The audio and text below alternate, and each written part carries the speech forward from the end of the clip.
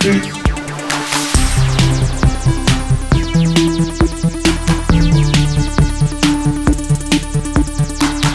everyone, welcome to GameFace episode 154. We're a little out of sorts here. The MPD report was just dropped right before we kicked off the show, so we're kind of scrambling to get that information. Got a great show for you guys today. We actually had a really great week among the Sifted Massive. We had our Sifted 2019 Summit last Thursday. As a group of about 70 or 80 of us got together and talked about the future of Sifted. Some really, really great ideas came out of it. I want to thank everybody who participated. It was very, very helpful, very constructive, very productive. Since we had the summit, I've had a number of people reach out to me about a lot of the things that we discussed, sent me emails or DMs and things like that. So there are big changes coming, folks. We're going to completely revamp and redo our Patreon. That should be happening in the next couple days. I should have some time to really dig into it and start making some changes. We have some content changes coming up as well. We're going to focus a lot more on GameFace and Pactor Factor, trying to get those out there and do a better job on YouTube as far as getting stuff up in a more timely manner and a quicker manner. Speaking of which, folks on YouTube who are watching the show, thank you first of all. Second of all, if you can't afford to contribute to our Patreon, which I would really appreciate it if you could, even if you could just kick us $1 a month. If we have the numbers at $1 a month, it could really make a difference for us. But if you can't do that, please, in the description, you can find the instructions on how to subscribe to us via Twitch Prime. It's very easy. Literally, it takes like 3 minutes when you do it the first time. Once you set it up, it is one click. You just have to go back every month to give us that one click, to give us a free $2.50. It can make a big, big difference for us. So please, YouTube folks, help us out if you can. We'd really appreciate it. Anyway, back to the summit. There's big changes coming to Sifted, not in pretty much every way. The website itself, I think, was one part of the summit that we never really got much closure on, and I haven't heard anything from anybody reaching out saying, hey, this is something I might be interested in. But we found people who want to do our social media, which is great. I've had a couple really long discussions with some sifters about some insights that they have from where they work professionally. So it was really, really good, really productive. You're going to see some changes definitively from that on Sifted and on our YouTube channel. So with that, did you get a chance to look at the MPD stuff by any chance? Not much of it. Okay. Well, we're going to talk very quickly about the MPDs before we roll on with the show that we have planned for you guys. Because obviously this is big stuff, and a week from now it won't matter. So we want to talk about it now.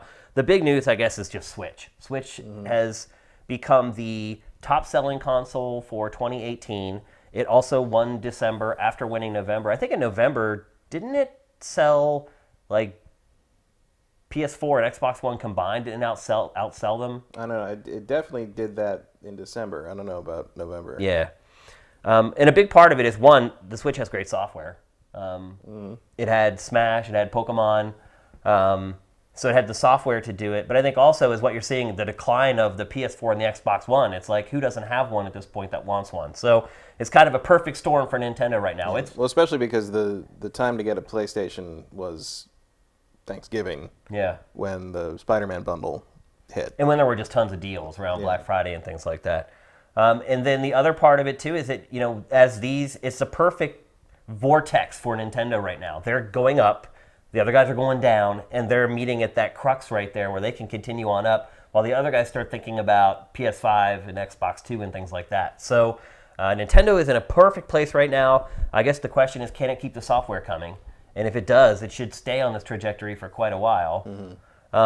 There doesn't look like there's any hard numbers, though, as far as how much Switch sold. Well, we usually don't get those too much. Maybe they'll start to pop out as more people who get the report quietly leak it out. But yeah, it says here, Nintendo Switch generated the highest December month hardware dollar sales for a single platform since the Wii in December of 2009. So that's pretty impressive. To even flirt with the Wii's success during that time period is a pretty big deal. However, that is total dollars. And that was one thing that the fanboys were going back and forth with over November. It was, okay, well, it was Nintendo, we're talking dollar amounts here, not actual consoles sold. So in November, obviously, with all those Black Friday deals, PlayStation and Xbox didn't generate a ton of money because they chopped $100 off of the console. So I think console-wise, PS4 actually outsold Switch in November. as far as the number of consoles sold, but when you talk about the amount of money generated, Nintendo comes out on top. And I don't know if that's the case for December or not. I don't know, but this article on VentureBeat does say that for the entire year, for all of 2018, the Switch came out on top in both units and dollars. Okay. So maybe not for December, but for all of 2018, Nintendo sold the most units and made the most money. That's great. But there are no hard numbers. Annual units and dollar sales of Switch are the highest annual total for a hardware platform since PlayStation 4 in 2015, which is, if you'll recall, was the wildfire year for the PlayStation 4. That was the sweet spot for the PS4. We're kind of hitting the sweet spot for Switch is hitting right now. its point. Although I think that for Switch is going to kind of straddle 2018 and 2019, because 2019, fingers crossed, should have a better overall software lineup. I think for us it will. Yeah. I think for the casuals, probably not so much. Because we're all over things like Metroid Prime and stuff like that, and Animal Crossing will do very well. Animal Crossing is one of, people don't realize it, but Animal Crossing is one of Nintendo's top 4. It's one of its pillars. Absolutely. Yeah, people don't realize it because it's one of those quiet games that people don't talk a lot about. In terms of just sales numbers, and you're pretty much looking at Mario, Zelda, Pokemon, Animal Crossing, Splatoon at this point. Those are your top 5 Nintendo franchises right now. It's not Metroid. Metroid does not generally sell that well. Metroid has never been, no. So they've got Metroid, they got but I don't think Animal Metroid Crossing. is this year. They got a legit Pokemon. Yeah, legit Pokemon will help, Luigi's Mansion 3. Especially in the wake of Detective Pikachu. Yep. Luigi's Mansion 3. What else? I don't know. There's got to be a couple more things. Fire Emblem. Yeah, the Fire Emblem. It looks like they might have a pretty good game for every month this year. Yeah, I don't think you're going to see, the early to mid part of 2018 was a little sparse. I don't think you're going to see that so much this year. And even if you do, a couple places, you're going to have the software sales are not a concern for the Switch. Software sales do really well. The question was always moving more hardware, and they did. I mean, we'll see. We don't have the numbers. Don't have any numbers, so you can't tell. It's hard to say if you beat PlayStation 4 because PlayStation 4 did really well, but Switch did even better, or because everybody. But most stuff is year over year seems to be an improvement, especially accessories. Hardware up year over year, 8% or something. Accessories year over year for December is 29%. That's crazy. It's the first time it's ever hit $1 billion. That's crazy. For accessories. What are they buying? Switch stuff. Really? I promise. Remember when I said? Yeah. Remember when I said the whole point of the Switch is to sell you overpriced accessories? That. It's working. It's working. Joy-Cons are crazy expensive, man. I can't believe how much they charge for those things. But we don't have any hard numbers yet as far as how many Nintendo sold. So I would guess that would probably pop out tomorrow or later tonight. Yeah, it's funny. It's become kind of this meta thing to follow if Nintendo's going to hit this 20 million target. Yeah, right there. The gamepad. Piscatella in the article says gamepad spending gains were the primary driver of the increase. The Nintendo Switch Pro controller was the month's best-selling accessory in dollar sales. That makes sense. So that's from the VentureBeat article. So for November, I think Nintendo had sold, 2 million? NPD analyst Matt Piscatella. That's quoted in the VentureBeat article. Yeah. And I think in November, Nintendo sold, 2 million Switches, I think it was? I don't remember. That sounds about right. It was around there. So I'm guessing they probably did the same, maybe a little more in December with Smash. Probably closer to 3 million just for Christmas gift buying. December's a big month for Nintendo. Yeah, every year. Always is. Yeah, that's why you remember at the beginning of the year the Pachter factor that everybody makes fun of, where he said 8 million. They were on track to sell 8 million, but he specifically says they're on track to sell 8 million. What they've sold so far, you cannot predict the holiday bump, which is going to happen. So all he could say at the time was, "This is what they're tracking to do. That is not what they're going to sell because you have to wait and see what the bump for the holiday is." And the holiday bump was significant. Because the last figure we got was 5 million for the fiscal so far. Going into the holiday season, it was 5.1 million sold. So they for the did year. 2 in November. So that gets you to 7. Yeah, I don't think the 5.1 million included October, which wasn't a huge month, but it's still that's still numbers. It counts. Yeah. Yeah, 2 point. I mean, they're probably. I mean, also, are we talking worldwide at that point? Or I don't think it is. I think this is just U.S. Yeah, U.S. Yeah. So I don't know. I mean, my guess would be that they're closing in on 15 million. You think? for the year worldwide? The worldwide. Yeah. Yeah. U.S., they're probably around 10 or 11, I'm guessing, right now. Yeah. And getting another 8, 9 million out of the next 3 months, that's going to be pretty tough. Yeah, we'll see. Yeah. But regardless, holy cow, Nintendo's doing amazing. Also, another game that's doing amazing is Red Dead Redemption 2. Yep. For the first time in I don't know how long, a 5 game years. outsold Call of Duty. Yeah, the first time since 2013 that Call of Duty hasn't been the best-selling game of the year. Yep, and not only that, this year has a good Call of Duty. Guess what the best-selling game in 2013 was? Oh, Red Dead? Grand Theft Auto. I should have known that. That was dumb. So, yeah, basically, unless you're Rockstar, you have no chance. Forget about it. It's impressive, though. Yeah. I mean, especially for what before 2018 probably would not have been considered one of Rockstar's mainline huge series, but they turned it into it. They made it happen. Yeah. So. Yeah. What I was saying earlier is that it's a good Call of Duty game too. It's not like Ghosts or something where like half the user base is kind of like people love Black Ops 4. I love Black Ops 4. Yeah, I think the article, VentureBeat and a couple other articles I've been looking at here say that it was close. Yeah. It was real close. And to the point that on Twitter there was some speculation that if Black Ops had a PC if Black Ops had a PC version. I think it does have a PC version. It does have a PC version? Yeah.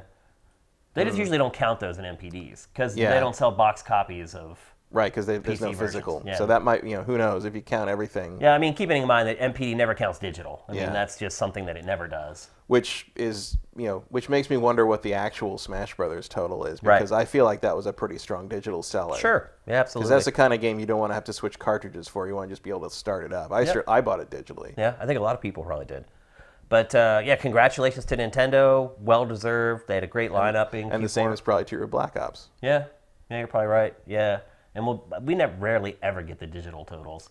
No, because that's proprietary information for the first parties, and why would they want to share that? I mean, eventually they will say, probably months from now, they'll be like, Call of Duty has sold 12 million. Right, like Activision or Rockstar will eventually brag that we've sold a total of this many, but you still won't know how that breaks down or how that relates to the NPD in the end. Yeah. But in the end, I would not say, it is entirely possible that you could, in the end, see the totals that Activision puts up from Call of Duty be bigger than that of Red Dead Redemption. I also wonder, too, if this is the first time I could remember Sony kind of not doing great in November and December.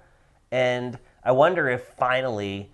They did do great in November, though. Yeah, I mean, for a console that's 6 years old. Yeah, but they sold more units in November. They did. Because of that Spider-Man deal. Yeah. I'm just wondering if this is the first time we've kind of seen Sony get pinched for not really having a Q4 lineup. Because Sony never really does. The last several years, there hasn't really been a blockbuster game that came out. Well, they don't even have anything lineup. Right. We don't even know what we're going to be playing this year. If you bought a PlayStation in the last month, you bought it because you want to play something that's already out. Yeah, absolutely. Not something that wasn't just in preparation for something else. I mean, I'm sure there's people that would. I don't know. I don't know if you're interested in Death Stranding. I don't know if you don't already have a PlayStation 4. But the 2019 is such a giant blank for Sony beyond Days Gone, presumably Dreams. That what's your hype? I mean, and they're not even going to be at E3. I mean, the crazy part is it has never hurt Sony in the past. I mean, it has not had a big Q4 game. I don't know if it's ever had one for the PS4. Can you think of any? Not that wasn't multi-platform and just sort of lead platform. Yeah. They don't do a lot of huge Q4 stuff. Yeah, they get all their stuff out before then. Yeah, they front weight the year with their exclusives a lot because that's where you need the balance. I mean, even Last of Us was June. Because they have so much third-party support, they don't really have to prop up Q4. They can let the third parties have their way with it. So, but this may be the first year where we maybe saw people eyeing up the lineups and saying, wait a minute, there's nothing really new for PS4, and here's Smash and Pokemon, and plus now I can get Mario and Zelda and whatever else that they're into. So congratulations to Nintendo, well-deserved. They've done a great job with that platform, and congratulations to Rockstar for finally dethroning Call of Duty. That is no small feat. And I will say this, the marketing for Red Dead Redemption 2 is just relentless. Relentless. I cannot go a day without seeing either a print ad on Twitter or some website or watching TV and seeing a commercial. Still. the amount of money that Take-Two puts behind one game, it must just dwarf any other publisher. I mean, the entire holiday season, sitting around watching TV with the family, it was just Red Dead over. I can't tell you how many times random people were like, is that any good? Because they've seen the commercial so many times that they're like, is that any good? They're like, here's Game Dude that I know. Maybe he could tell me if this game is any good. Like, they all are aware of it, which is pretty crazy for like my family, for them to know about a game. It just hardly ever happens. So Rockstar's marketing, it knows how to do it. And it will, I guarantee we'll see ads for this probably 3-4 months from now still running on television. The same one, too. I've seen that same Red Dead ad so many stinking times. Yeah, well, they only need to put the one up and just saturate NFL broadcasts with it. Yeah, it works, obviously. And NBA. Yeah. So. Yep. So there you go. Congratulations. We'll probably get more details over the next day or two. And as always, you'll be able to find that at sifted.net. So let's get on with the show that we had planned and pre-produced for today. The first game we're going to talk about is Ace Combat 7. Probably the biggest, definitely the biggest. In fact, probably the only big game that's come out over the last week. Yeah. A couple indies here and there. But a couple indies in the port of New Super Mario Brothers. That's about it. And we talked about that last week. So biggest game of the week, undoubtedly, Ace Combat 7. Was kind of the poster child for PlayStation VR when the marketing was revving up for PlayStation VR. In every montage, it was definitely the one that you could look at in the lineup of the early VR stuff, PlayStation VR stuff, and be like, "Oh, look, a real game." Yeah, yeah, exactly. You know, and we'll get to the VR part of Ace Combat in a minute, but let's talk about kind of the core experience. Matt, you are a huge Ace Combat fan, and so from a fan's perspective, how are you feeling about it? It's great. Like, it's Ace Combat back again after 12 years of basically dormancy, because there were 2 Ace Combat console Ace Combat games in the meantime, but Assault Horizon was a weird bastardized hybrid where they tried to make it more like Call of Duty, and like there was a lot of almost QTE style dogfighting tricks. Like you could you'd to catch up with guys, you had to do a button combo, and they spent a lot of time making you fly helicopters, which is not what we're here to do. It was very weird. And then Ace Combat Infinity was a free-to-play online game that was pretty legitimately Ace Combat, but like just the grind was really hard and long, and if you weren't willing to spend, you were just not going to unlock much very long, and so you were just playing the same missions over and over again. And the co-op was fun, but a couple times they did some cool events. Like they did an event where Godzilla and Mechagodzilla showed up, and you had to team up with people and shoot them and blow them up. That was fun, but it's not like this series is rooted in realism. No, not at all.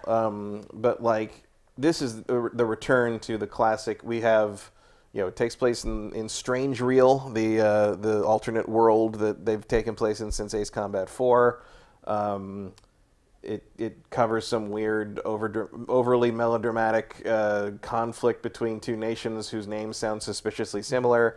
The CG cutscenes are basically soap operas that have almost nothing to do with the actual game you're playing. I couldn't follow the plot in this game hardly at all. It's very. And I could not figure out how it related to anything. It's just. It's not as the issue with. With the story in this is that it's not as over the top as 6 was. 6 goes just balls to the walls, like soap opera melodrama. Like the dialogue is cheesy beyond all recognition. The catchphrase of people running around saying "Go dance with the angels, mister" is like the killer insult, and you're like, what are you talking about? And it was, most of it is this blonde woman trying to find her daughter, walking as a refugee through streets and monologuing endlessly about the nature of existence and stuff. There's nothing that fun in this one. It's more of a straightforward war story. I obviously haven't played them as much as you have, but I have played a lot of them. And the one thing I would say about the Ace Combat stories before is that they were so bad that they were good. Yeah. It was so off kilter and weird and non sequitur that I still enjoyed the stories because I would laugh along at them. But this game, the story, it's not so bad that it's good. Right. It's just sort of mildly bad. And I don't know. I'd go pass mildly, I think. Well, I mean, if you're used to like basically anime stories, this is what it is. Yeah, and that's true. Which is worse than moderately bad in my opinion. And it's there's still some fun stuff. I don't think they're intentionally fun things. Like early on, there's a I don't know if you got it in like footage, but there's a cutscene with a princess of the kingdom that's invading the good guy country. She goes to visit these girls at this airstrip, and she comes down to see them, and there's a dog with them, but the long shot of her talking to the girls is like a CG cutscene of the girls talking to each other, and there's just this still photo of a dog just pasted just pasted onto and it's real obvious. Like it's super. Like the dog is just sitting there not moving. It's just a photo of a dog, and I'm like, that is hilarious. I don't know why that's there or why they decide. I mean, I guess it's better than like a terrible model of a dog like slapped in there, but it's like. You're not fooling anyone, put it that way. Now the story is about like this girl who is a pilot who gets captured and goes to prison. Partly. She built a plane and with her dad, her grandpa, and then the first time she takes it up. The Erusians invade her country and shoot her down, and she gets captured as a POW and taken to basically a camp where they make them make fake planes. They make her make fake planes, which is a real thing. I know. That's a real thing. Like a fake base like with props, inflatable to get people to attack it. Yeah, because and of course at one point you do. And the way that the interesting thing here is that like usually the stories in these games barely intersect at all with the gameplay missions, but in this early on an inexplicable plot twist happens where you try to rescue the president of your country from a space elevator, and he gets shot down, and all your wingmates blame you. Yeah, is there any way to complete that mission without? No, that's the plot point. Like, that's the whole plot of the rest of the game. Is like your character gets sent to the same prison as the girl from the cutscenes, and at one point the enemy attacks that fake base, and you get sent up to essentially make it look like you're actually putting up resistance, but you're so good at what you do that everyone's like, whoa, we should have this guy fighting for. It's like you did fight for them, but it doesn't make any sense because like if you really had shot the missiles and shot down the president's like evac thing, like your flight recorder would say that, like you'd be able to tell. I actually did shoot it down, but I don't think you're supposed to be able to do that. So it's one of those like really weird contrived things that Ace Combat stories are basically all about. Yeah, I guess the bottom line is the story is not going to motivate you to keep playing. No, I mean it shouldn't. It never has. Yeah. But like, and the this is the cutscene with the dog. If we eventually get to it, we'll keep our eyes open. No, maybe this is the other guy. That guy is in it though. So and like the thrust of like kind of like the twist on this in terms of mission design is that the Erusians use a lot of drone fighters. The word drone is used a lot in the script in this game. In fact, I believe the Reset Era thread about this game is called Game of Drones. That makes sense, yeah. So yeah, drones and UAVs are a big factor. The Erusians capture a bunch of experimental drones, and which is what that big flying wing that was dropping the white drones out of it was. Yeah. And so there's a big kind of theme in this game of manned flight versus unmanned flight. Yeah, they talk about it constantly. Yeah, all that. There's one of the wingmen is just hates drones and doesn't gets offended when the AWACS guys bring up that there's drones. He's like, you're just gonna tell me there's drones coming and not apologize? I'm like, no. Why would you? I'm sorry that reality involves drones, dude. Yeah, the in-cockpit banter gets old real fast, particularly because, and this is a good way for us to segue into the way the game plays, you're going to end up playing these missions several times before you, at least for me, several times before you complete them. So when you boot the game up, it defaults to easy difficulty. And that never happens. And I booted it up and I was like, what? I'm like, who puts their game on easy by default? So I put it on normal. Now I see why it was set to easy by default. Yeah, I do think... this game is hard, people. I do think this is the hardest game in the series. It's never been a super hard series if you got a handle on kind of how air combat works. It's not a sim by any stretch of imagination, not. but like you do need to know kind of basic air combat tactics. So the two reasons I would say it's hard is A, the enemies are much more active about shooting missiles at you and not giving you a break. It's just missile. There are points where missile the whole time. So there are points when you are going to just be spending a lot of your time like breaking off what you're trying to do to dodge. Yeah. So if you're watching this footage right now, you're probably watching like, what the hell is Shane doing?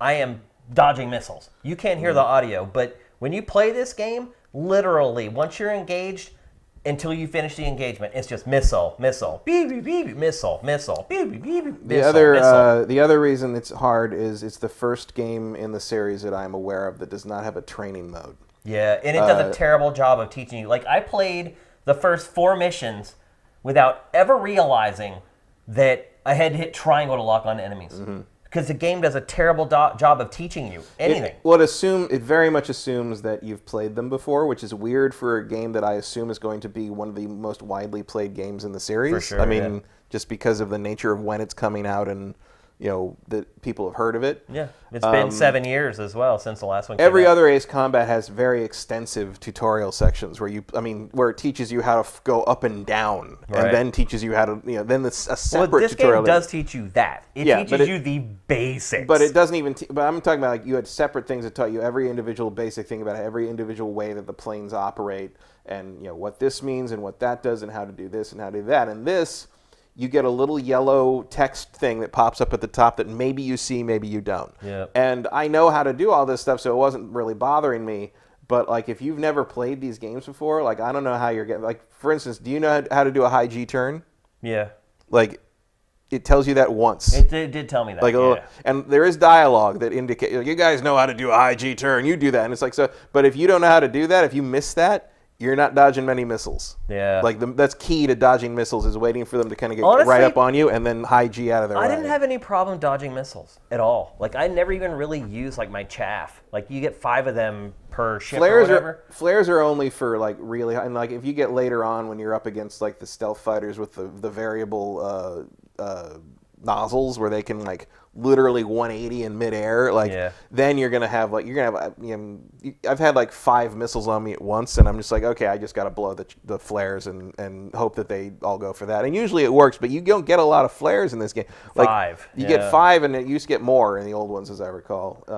But really, just to get rid of missiles, like, you can just bank turn, or you can even just go up and down. It just sometimes it's so annoying. It depends what's being shot at you. Like, SAMs are not very accurate, so you can sort of just bank around while you're doing ground targets. But if you've got like MiG-31s on you and they fire something and you don't actually work to dodge it, at least to do a hard bank, like, it's going to tag you. If I concentrate on not getting hit by missiles, I won't get hit by missiles. But after a while, the game just wears you down. Like, I got so sick of dodge. I felt like what I was doing probably 60 to 70% of the time I was playing was just dodging missiles because they're just non-stop. Yep. Well, that's part of the thing with, like, the drones in this, because like the real missile dodging bonanzas are when they throw fleets of the drones at you, because the drones can just like do the advantage of unmanned aerial vehicles is they can pull maneuvers that would make a human pilot pass out, basically. Yeah. And so they're doing stuff that you can't keep up with. They're doing stuff that, like, you're like, well, he just passed me head on. How has he already got a lock on me? It's because he was able to just flip the thing around and go to guns on you. Because people are locked on to you like the whole game. Yeah. Like the whole game. It's you are always working to keep track of defense versus offense, which in the previous games, especially 6, as long as you were still moving, you were probably not going to get locked onto all that often. Like, sometimes you pick somebody up, and all you do is you switch your target, flip around, get them off you, or command your wingmen to help you. Wingmen are not as big a deal in this game, in part because, like, you're at one point branded a traitor, and so there's not a lot of like squadron communication happening. Ace Combat 6 had a big emphasis on commanding your wingmen and telling them to do other things. You could actually take control of what they were doing. Yeah. So there are changes to that, and here you see there's a bunch of drones literally blocking your missiles from hitting the key target. That's happened a couple times, which is cool. I mean, that's a real thing they'll do in theory. In theory.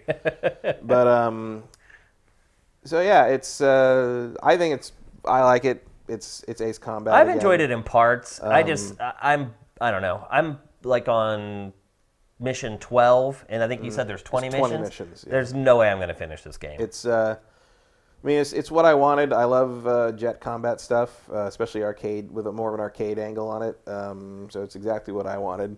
I wish the story was a little more gonzo. Either like better or worse. Right. It's Right. like in this weird middle ground. Right. Either make it like full. Basically, they had to pick a lane, and they ended up just sort of driving down the center divider. Yeah. And that just doesn't make anybody happy, I feel. Music's great. Music's always great in this series. I hardly even noticed it, to be honest. It's fairly pretty. I think it's a little odd that there's no HDR. Like if you're playing it in like 4K, or there's no HDR, it doesn't go to 4K. It's 1080p. It's a pretty game, which definitely. is because they're trying to get the frame rate up. I would say that if you do not have a Pro or an X, pass, because they play poorly on those. Oh, I didn't know that. I don't know. I mean, you've been playing on a standard. No, I got a Pro for Christmas. You got a Pro. Yeah. That's right. The frame rate and it does incorporate super frame rate's sampling. not great on standard PS4, and it is the whole performance is abysmal on a vanilla Xbox One. Really? I mean, I don't expect too many people watching this or playing on an Xbox One, especially an OG primarily. one. Although Right. I still am. I still only have an OG Xbox. So I would say and even the Xbox One X version is mostly better because of the raw horsepower. It's not designed to take advantage of that. If you watch the Digital Foundry video, they run all this down very clearly, and you can make a more educated decision. In the end, I went with the PS4 Pro version. That's what I'm playing. The other thing is the PlayStation 4. Both games come with an old Ace Combat. So if you get the PS4 version, you get a actually really nice updated version of Ace Combat 5, which I would argue is the best game in the series. If you get the Xbox One, you get Ace Combat 6, which is also now backwards compatible. If you have a disc version of the 360 version, you stick it in the Xbox now, it will work. With upres and the whole thing. If you bought it digitally, I don't think they've sent the codes out for that, but they said it'll have here's the trick on those. If you care about those the 5 and 6, one or the other or both, they go away after, I believe, February 18th. And Namco has said they will never sell them separately. So especially for Ace Combat 5, if you want Ace Combat 5 on your PS4, find a way to get this game before February 18th. I think we should mention again, though, that this game is really challenging. Yeah. And I would recommend playing it on easy. I wish, in hindsight, that I had listened to Bandai Namco and played it with what they had set it up for. I probably maybe would make it through the game on easy. I don't know. I don't find it that hard. I'm playing on normal. I feel like hard would be very hard. I have been shot down several times. I've been shot down more in this game probably than I have in the last 3 Ace Combats combined. It's definitely the hardest game in the series, in my opinion. It's not even that I get shot down. It's that like a lot of missions have conditions. It's like you have to take out all these planes before these planes escape. Or you have to take out all these planes within a time limit. And what happens is, because the other thing that I would say about this game is I spend probably 40% of my playtime not even watching the screen, but just looking at the radar. Because it's a dogfighting game, so you're always trying to get behind the enemy. So you just look at your radar for that red dot, and I'm just watching the radar playing, just trying to get myself oriented so I'm behind the enemies, and then I'll look at the screen, spot the enemies, lock on, and take them down. So that's interesting. I almost never look at the radar. I literally used, this part you have to, like this weird stealth crap that's in here where you have to fly between like the radar things. Oh yeah, that thing is for sure. But I literally play like tracking enemy planes. I use the target locator.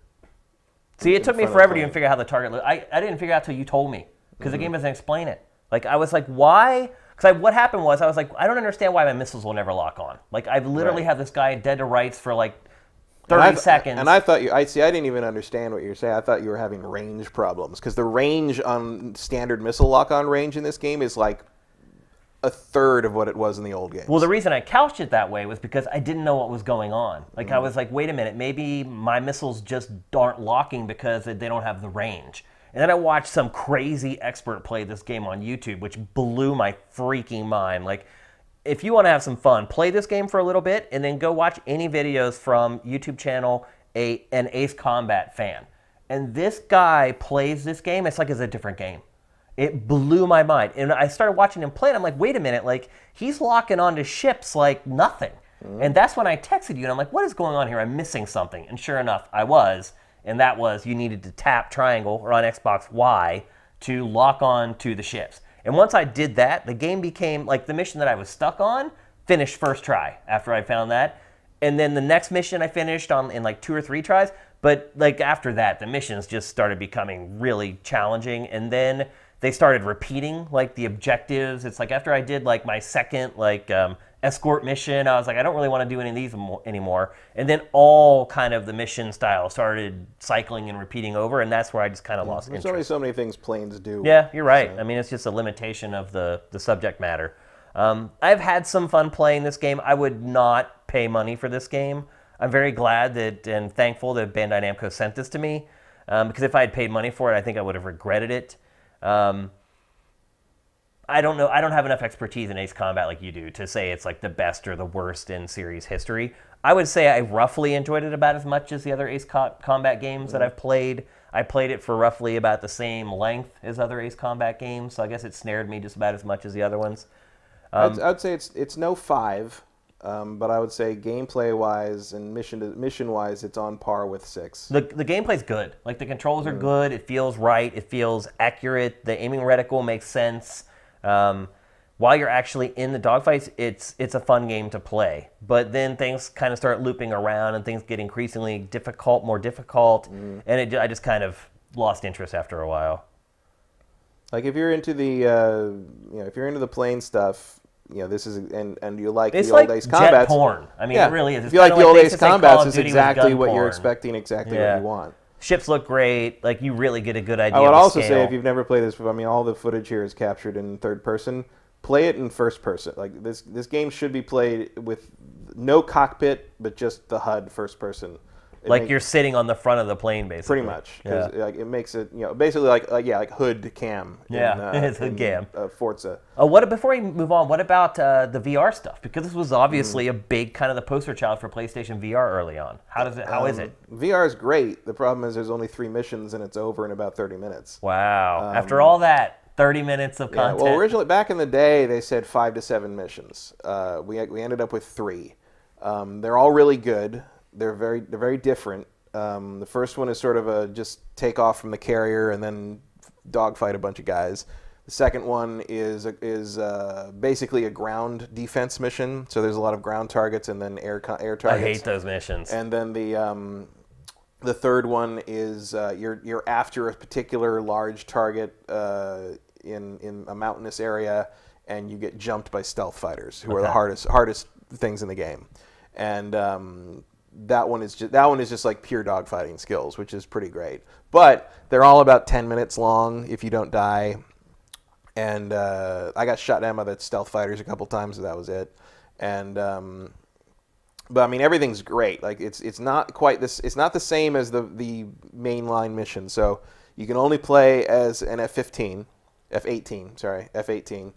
A Hornet, right? Yeah, it's fully modeled cockpit, fully modeled pilot body. You can look down and see yourself.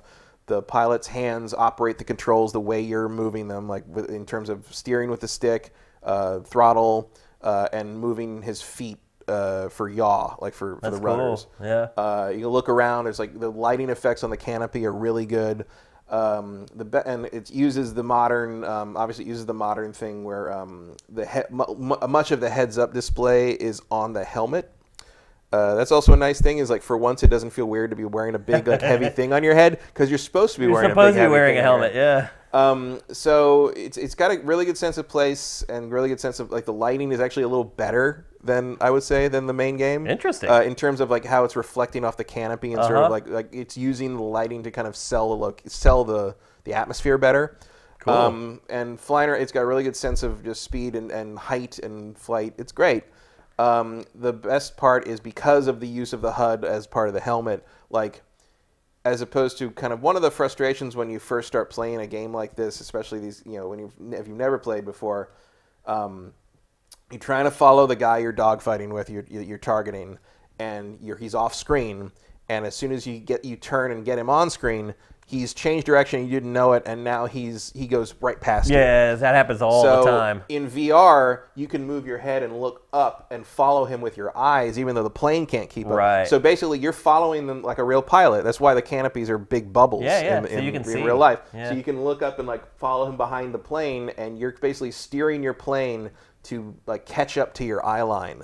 And that is a uniquely satisfying experience that just doesn't, you can't really replicate that with a screen in front of you. Absolutely. With no thing. So it is great. The other thing is the kind of the epilogue at the end of the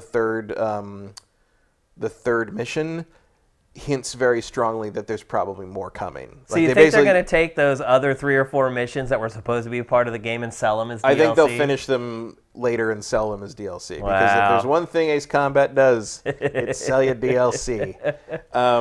I feel like there will be more VR, and you'll probably have to pay for it. That's a little dirty. A little bit, but they are great, and I'll buy them. Yeah, it sounds like the experience is worth it almost. I mean, I would buy a whole Ace Combat game that was just that. Yeah. But obviously, it's a very limited. I kind of thought that's what this was going to be, to be honest. A lot of people did. My girlfriend certainly thought she thought they delayed it to make the whole game VR. Right. Yeah. Which I mean, that's a niche audience. Maybe it would have made sense if the PlayStation VR had sold like a breakout hit kind of thing. Subsidized it. Or if yeah. Sure. It's also noteworthy that there are no VR trophies.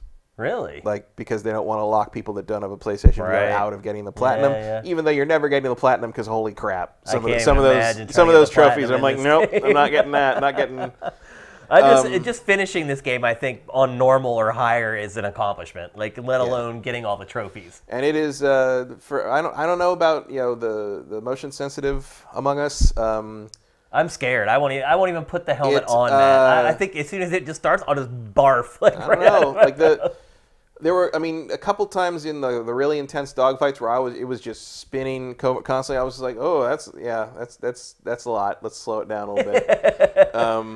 But I mean, I feel like that's just, I mean, literally a minute straight of just spiraling to catch up to these fuckers. I mean, that's kind of what, and then that's we were talking about this before we started the show today, but I was talking about how I played the multiplayer, and it reminded me of playing Star Fox 64 back in the days. Like any dogfighting game, the object is to get behind the enemy and then shoot them. So when you play multiplayer, it's just ships just doing loops and circles until somebody ends up behind somebody, and then they shoot. And I don't know. To me, it just... Well, I understand it's realistic, and that's how real dogfights work, but it's just, I don't find it all that much fun.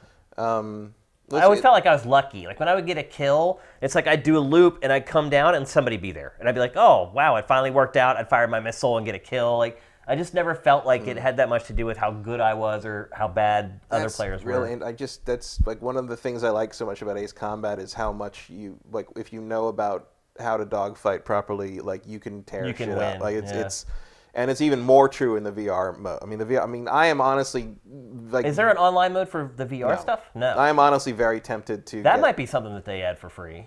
That would be hard to pull off, I think. Be interesting. That'd be awesome. I don't know. I don't know how that. I don't know the technical of how that would all work. I did not find the Eve Valkyrie thing to be all that compelling. Yeah.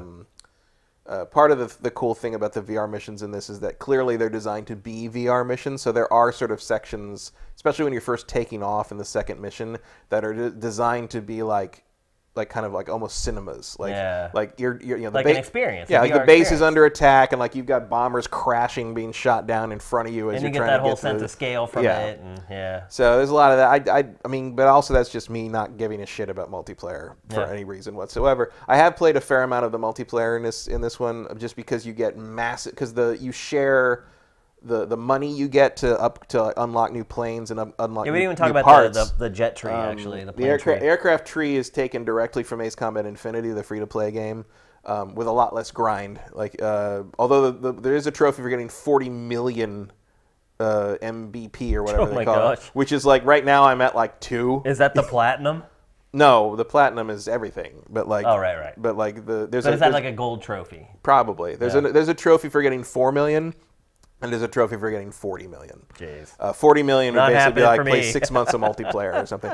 But like you share the aircraft tree and the money between the campaign and the multiplayer. And if I want a particular, like there was a particular mission where like almost every Ace Combat has a mission where they're like, yeah, you're pretty much going to need to buy the A10. Yeah, like the bomber. The tank buster that just carries endless air to ground stuff. They don't tell you any of that stuff either. No, like well, I mean, like they don't suggest like, hey, you might want to use this ship for this mission. Like, I mean, if you, I hate the ground targets. And you missions. even have to listen to like the briefing, which I find I kind of like. It was like if you don't pay attention to the briefing, you're not going to know what you need to be up against. No, you're right. And I'm like, sometimes I've replayed the briefing. I'm like, wait, do I need ground targets on this? Okay, because you got to pick what your special weapon is, and that's where you get your ground. Because you can still fire regular missiles, even in without the air, your special weapon. But it's usually better. Like the one I'm sure we both have in mind is like there's a ton of ground targets. You have to get like 17,000 points to pass it. Yep. And like the first time I tried it was just like with my standard like F-18 or F-15, and it wasn't working. So I went to multiplayer and I played like 2 matches, got enough money to buy the A-10, slapped the four target like ground missiles on them, and like just steamrolled it. Like if you have the right equipment, you're fine. Trying those missions with a normal jet with missiles is a pain. Yeah, like, but I you ended up like crashing like a billion times. But you have to know that. Like you have to even have enough familiarity with like airplanes to know that there's the game does tell you that there's like there's fighters, there's multi-role, and there's ground strike. Ground strike craft are red, but there's only like 2 in the game. It's like there's so much pilot chatter from like your teammates, but it's never helpful. It's like when I start that mission, why don't they say, hey, you probably should use the A-10 for this mission, but you can probably make it work with what you got. Like something like that. Like there's nothing like that in this game. It's all banal, like references to a plot that I don't understand or don't even really want to understand. They expect you to know what you're doing, which is they assume a lot of the play. Like I don't mind that you assume that in the 7th entry in a series, but like it also confuses me because I feel like this is going to be a lot of like mainstream people's first Ace Combat. Yeah, for sure. Like because I feel like this is probably going to be a bigger deal. And I feel like a lot of people like who might be into it if they were able to be eased into it properly are just going to bounce off it the way you did. And like you stuck with it longer than you probably would have otherwise because you had to talk about it on the show. Yep. Oh yeah. I mean, once I got stuck on that one mission, and I literally did that before you told me about the triangle button. I had tried that mission probably like 20 times and just couldn't pass it because it's literally just the sky is filled with enemies and I couldn't lock onto them fast enough to take them down before the timer ran out because that was one of the timed missions where if you don't get it done in a certain amount of time, you fail it. So, yeah, triangle button. Why button? It's the key to this game. If you get this game... Yes, being able to switch targets is, I mean, it's like saying the jump button in Mario. Because they tell you that triangle switches targets, but it doesn't tell you that you need that to lock onto a target. You have to physically select the target before you lock on. Yeah, that. See, I don't see. I guess that's. So I was tapping triangle, and the reticle was going like all over the place. It would never ever occur to me to know that I would have to tell someone that. But to me, in every other fight game I play, if I have missiles that can lock on, if I put my reticle over a ship, it locks on, and I fire the missiles. I don't have to hit a button to make it lock on. But that's not how planes work. Nobody knows that, though, but you. You're kind of a buff on jets and planes. Well, I'm not. I just play video games. I mean, some of the weapons in the game do that. Like, if you have multi-lock-on, you don't need to target something to lock on. They'll just go like that. Yeah, like the SAM or whatever missiles they are. Yeah, those will lock on. Yeah, there are but certain you only ones get that are, like 8 per mission. Right. Like I only use those when I really like. There are need certain them. ones that will do that. There's like the ground ones that one of the ground missile types that the A-10 uses. That's just scorched earth. Yeah. I mean, you're done. They literally fly out and just go like they go over because those are great because they don't. One of the problems with using standard missiles, especially in that one mission, because there's canyons everywhere, is you're just hitting walls with them. Like you're locking on, but you're the ground targets. Yeah, you have to. So like the ones that just go straight over and kind of like javelin style, like those are great. But again, I knew to use those because I know those are a thing in air combat. Right. You know, so It's weird. Again, it is if you've never played these games, one of the weird things to me is that they don't care about you. Yeah. So yeah, questionable. I mean, there's not even like a we're going to teach you to take off thing. No, like they just are like, hey, throw you in, you're on an aircraft carrier. which has never been done in this series before. Landing, too, on aircraft carriers. If you do get this on PlayStation 4 and play Ace Combat 5, Ace Combat 5's tutorial will totally prepare you to play this game. But it's like Ace Combat 5's tutorial takes like 30 minutes to play through the whole thing because they teach you how to do every single individual thing. Yeah. So yeah, maybe that's what they were thinking. Maybe that's why we got Ace Combat 5 with it. I don't know. Yeah. But it feels like a big shortcoming to me that they decided to kind of not give any kind. I mean, it's not even like the tutorials have always been optional, but at least they were there. Yeah, like give me the choice. Like, yeah. If I get into it and I'm like, I don't need this anymore, then I can just quit. Yeah, it's super weird. It's super weird that that's the way it is. And it's also a genre that just doesn't come around very often. So a lot of people don't have a lot of experience with it. There isn't anything else out there like this, really. I mean, the closest would be, I mean, you can't That's a selling point for the game, too. Yeah, but you can't even compare it to like something like Starlink or Star Fox because those are much more arcadey. Oh, yeah, absolutely. Like, you don't have to lock onto anything intentionally. It just does it automatically. It just directs you to the target. But even, like you said, in a lot of arcadey Star Fox style flight games, you can target something to help direct you to it. But if you see another target and you decide to hit it with a missile or something, you can lock on, but usually by holding the button. Right. Yeah. So yeah, it's weird to me. That's the biggest shortcoming to me is that, and it doesn't even affect me because I already know how to play it. Yeah. But like, this is a game that could kind of like help make the series break out and maybe make it so it doesn't take Ace Combat 8 doesn't take 12 years to come out, and like they might have blown it. They might have blown it just by not thinking about those people. That is something that could be added very easily. Yeah, I would hope they would do that at some point. In fact, I think that would probably be a more important thing to add than more VR missions. That should be the first DLC training. Even the VR stuff doesn't have a training thing. Oh, really? So it's like, well, okay. And you have to play that with expert controls as well. Yes, which is fine. Yeah, it's not that big of a difference. It's much easier to play that in VR because like you see and kind of how the plane's moving already. Yeah. The other thing is the VR missions take place after the campaign. Okay. Which doesn't mean surprise. I'm assuming it doesn't spoil anything. I mean, surprise, the good guys win.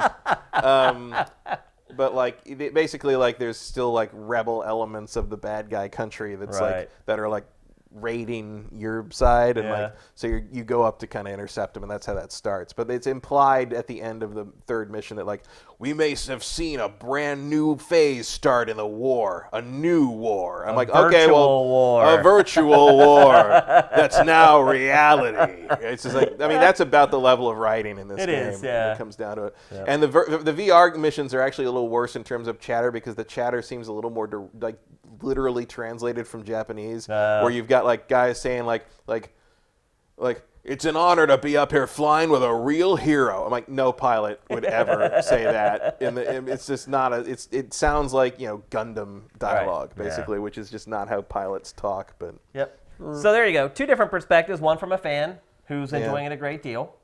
One from a non-fan who has enjoyed parts of it. The other thing about the VR missions that I like is they show you. One of the drone thing is a big deal. The other thing is the high-level planes have what's called variable thrust. Like they have thrusters that the F-22 does this too, but the thrusters can change direction, so you can sort of like drift the plane. Like this is a real thing.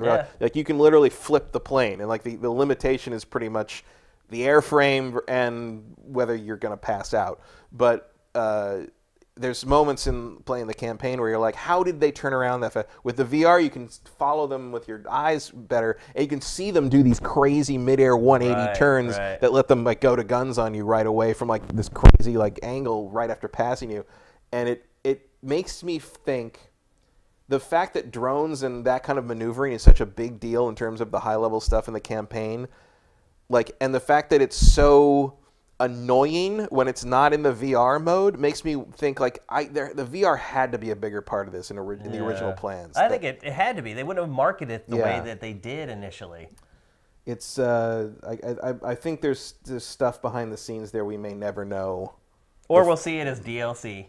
Yeah, or and maybe we'll have to pay for it. No, maybe Sony played this and they had like mainstream people are never going to give a shit about this. Like I don't understand. I don't understand what I'm doing. So maybe they scaled it way back. I don't know. But I mean, I wouldn't say buy it just for the VR stuff. But if you already have VR stuff and you are interested in Ace Combat, absolutely buy the PS4 version so you can play VR. Definitely. So other than that, you might want to look at if you don't care about VR, you might want to look at the PC version because I have a feeling that you're going to be able to mod that into a better performing for sure. beast. Yep. I mean, that's just PC games in general. So there you go. Ace Combat 7, Skies Unknown. Buy, pass. I think that's fair, right? Yeah. All right, let's move on. We're going to talk next about The Division 2. The people who care about that game already have it. Yeah, they already have it. And we got a comment on YouTube. You don't need me to tell me. We got a comment on YouTube for, I think it was the PAX video where he picks very loosely like games that he thinks are like candidates for Game of the Year. And one of the comments was Ace Combat 7, end of story. No. So there you go. There are people that love Ace Combat. I love Ace Combat. That's nuts. No. Yeah. That's ridiculous. All right, we're going to talk about The Division 2 next. It's the best game called Ace Combat this year. I'll give it that. And we've kind of just organically talked about The Division 2 over the last couple episodes because we have been doing like previews and things like that and talking about, and we did the draft and it was one of the games that were drafted.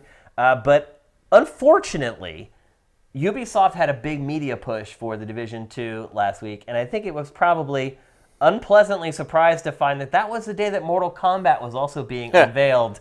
So this may have flown under the radar for all you guys, but Ubisoft... I didn't notice. Yeah. So Ubisoft did a big push for The Division 2 last week that all focuses on multiplayer. And let's be honest, I mean, anyone who played The Division 1, the campaign was kind of like... It was this thing that you kind of had to get through so you could get to the dark zone and not get destroyed. Like, I don't know. I felt like the campaign in the first Division was just completely disposable, completely unmemorable. I don't remember much about it. Yeah, because it was like you're fighting the same group of thugs like over and over. It's like, hey, there's problems over here. You go over, it's the same dudes and the same... These guys have flamethrowers. Right. Now we're going to the mall. Right. It's gray and covered in snow. Yeah. How original. Exactly. And I think what a lot of people hung their hat on with the first Division was, okay, well, maybe this campaign isn't great, but it's a game that has legs. It's something that I can play for an extended period of time. It was kind of one of the first games as a service, so to speak, at least from a major publisher. So I think the multiplayer in the first one or in the sequel is pretty important. Because especially after people played the first Division, I think they're going to be looking for, hey, what are the changes that have been made to the multiplayer stuff? Because otherwise, maybe they're not going to buy it. If they're looking for a game that they're going to pay for and then hope to play for an extended period of time. And so Ubisoft blew out the multiplayer for The Division 2. The big thing with The Division 1, at least the big talking point, and the thing that you and I talked about a ton on GameFace when it came out, is the Dark Zone. And the Dark Zone in the first one was this foreboding place where you could go and... generally, people who had played the game more than you had a huge advantage over you, and it was kind of this Wild West where you could attack each other if you wanted to. The whole crux of it was that you went in, it was more dangerous, but the loot that you got from the Dark Zone was generally way better than what you were getting elsewhere in the game. So it was a risk-reward proposition. And I said that I didn't enjoy it all that much because I felt like every time I went to go extract all the gear that I got in the Dark Zone, someone would be waiting there to kill me and they'd just take it. And that was kind of the case for the first month the game was out, and Ubisoft made crazy tweaks to the game and ultimately kind of got it to a much better place. But I think a lot of people are like me. They played it the first month, they went into the Dark Zone, they either got their butts kicked or they did okay and someone stole all their stuff and then maybe never went back. So I think a lot of people are looking at the Dark Zone in the Division 2 as a harbinger of whether they should plan on buying the game or not. So... the first thing we should say is that there are multiple Dark Zones in this. There, instead of just one, there are 3 plus. So the 3 base ones, the environments are kind of different in each one. One's more of like a residential, one's more of like an urban, and then the third one is a mix of the two. I guess maybe that's like right on the edge of the suburbs or whatever. But things change depending on what you do in the Dark Zone. And I'll be perfectly honest. After watching all the media, reading the press release from Ubisoft, it's still extremely confusing, the different states that you're in when you're in the Dark Zone. There's like 4 different ones, depending on what you do. So when you go into the Dark Zone the first time, there's AI there. And I think that's a great idea. So when you first go in, you aren't going against other human players. You're going against AI. So it's PvE. And you do that until you establish a safe house in the Dark Zone. And then once you do that and leave, when you come back, you're thrown to the wolves, so to speak. So back to these states. So there's different states that your character can be in, and that controls whether other people can attack you or not, essentially, or who can attack you. And like I said, there's four different ones, and they're all reliant upon what you've done. So if you open fire on somebody, like I think in the first one it was you had to open an entire clip on someone before you went rogue. Yeah, I mean, the difference is that, like, if you aren't rogue in this, you can't be attacked, basically. Like, because you could get hit by anything in the Dark Zone in the first game. Right. And if you killed enough guys, you'd be marked as rogue, because it meant you were playing, basically, you'd gone PvP. And if you were firing on anyone who wasn't also marked red, you would get the red mark. Yeah. In this, it looks like they're kind of doing almost like a Fallout 76 thing, where if you are not rogue, you do not have to worry about that so much. But you can intentionally choose to go rogue. Yep. You can choose your whole squad to go rogue. If you hold the share button, you basically are making a decision for your entire squad, which I'm not a big fan of. I mean, we had that in the first game. One of our guys would shoot at somebody else, and we were all rogue now. Yeah.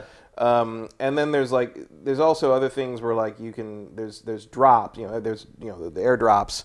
You can either open the airdrop and take some of the loot that comes out, or you can steal the whole thing, depriving other players of the loot, and that also makes you a thief. Right. Which is kind of the equivalent of being rogue. So then you become a problem, and then if you go rogue long enough, you become wanted. You become a manhunt target. Right. And then everybody can see you, and there's a bigger reward. Yeah, your state will determine who can see you on the radar. So if you get to the state that Matt just said, everybody can see you as a red dot on the map, and then everybody obviously is going to come after you. And then you get even more rewards if while you are in that state, you can clear your state using a hacked computer, or you can hack the computer to be inoperative, and that gives you more bonus, and then you go to another computer and hack yourself clean, and you get a bigger bonus for that. So, like, basically they're taking the risk reward thing and saying, like, creating different levels. You can basically quintuple down if you want to.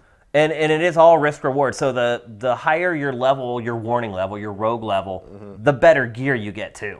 Yeah. That's the thing. So the risk reward is, okay, well, if I go completely rogue, it's going to be tough, but if I can somehow survive it and escape with it, I'm going to get the best loot in the game, basically. Yeah. And the other interesting change they made was that the whole premise of the Dark Zone in the first game was that everything you found there was, like, contaminated in some way. So you had to have it cleaned. You had to get it out so it could be cleaned and identified, and then you could use it. You will find now in 2, you will find clean stuff periodically. Yeah, just for being in the Dark Zone. That you won't lose it if you die. Like, you can equip it right away. So that's a fun kind of twist. Like, sometimes you might really just instantly find something great. I mean, it will incentivize people to go in the Dark Zone, like me, who did it a few times. I was like, I'm not going back in there. Yeah, I like the Dark Zone, okay, but I was with a regular group, and, like, there were several times when we, like, we'd, go to the airlift point, and, like, another group would be there, and a couple times you'd have, like, roving guys trying to steal stuff, but usually that was, like, 2 guys or something, and a couple times they came up, started shooting, and then, like, suddenly they had 9 people pointing guns at them, and they were just sort of like, yeah, we're out. No, there are moments like that you can see what Ubisoft is going for with the Dark Zone. And honestly, by the time they had finished with DLC for the first game, a lot of the stuff that we're seeing in the Division 2 was actually in the Division 1. It's just that by the time they got it into the Division 1, there was such a small player pool left that only the corest of the core were the people who ever experienced it. So a lot of this stuff that's new to us as people who maybe played it for the first 60 days or whatever isn't really new for people who stuck with it all along. But I think that's the right move. It's like if you've listened to the players and you've obviously been playing the game yourself a ton, the tweaks that you make based upon that are probably things that should stand the test of time and be in the franchise over the long haul. So, and there's also the normalization thing. oh yeah, we should have brought that up. That's probably the biggest change. Because I was saying earlier about how when the first game you go into the Dark Zone, there'd be someone in there who'd been playing the game twice as long as you, and they'd have crazy gear, and that gear worked in the Dark Zone. Yeah. So if somebody had a crazy powerful gun or something, you go into the Dark Zone and you face them, they wipe you out. That is changed for this, kind of. So it starts that way. All 3 Dark Zones are normalized. So all the weapons are basically leveled out. And that takes some doing. So we'll see how that's balanced. But I mean, even when you do that, I mean, if anyone who played Destiny multiplayer knows that doesn't always work out too well. yeah, because because they're not going to take guns away from you. Right. You're still going to be able to use any gun you want, but they're supposedly nerfing them all so that they're all kind of on equal footing. But as you know, like you said, there are certain guns that are just, regardless of the firepower, they're just more effective at killing other people than other guns are. And so it'll be interesting to see if they can actually make it work. It seems like to me, anytime games try to normalize, like you said with Destiny, it never really works. It kind of works-ish. It doesn't really survive contact with the enemy. Yep. The enemy being us. Yep, you know? exactly. So it takes a while to get tweaked, and in the meantime, while you're trying to kind of figure out the tweaking on that, your community is screaming at you about how you're terrible. Yep. So we'll see how it does. And then there's is it occupied Dark Zones? Is that what they call? So like that thing they even say in the trailer, like, we don't have footage of this yet. Well, so after you finish the campaign, that's, I believe, when the occupied zones. Yeah, Dark Zones will start to become occupied, and they're like the old Dark Zones. Yeah, when you go in, there is no normalization, and they're pretty vague on what it actually entails.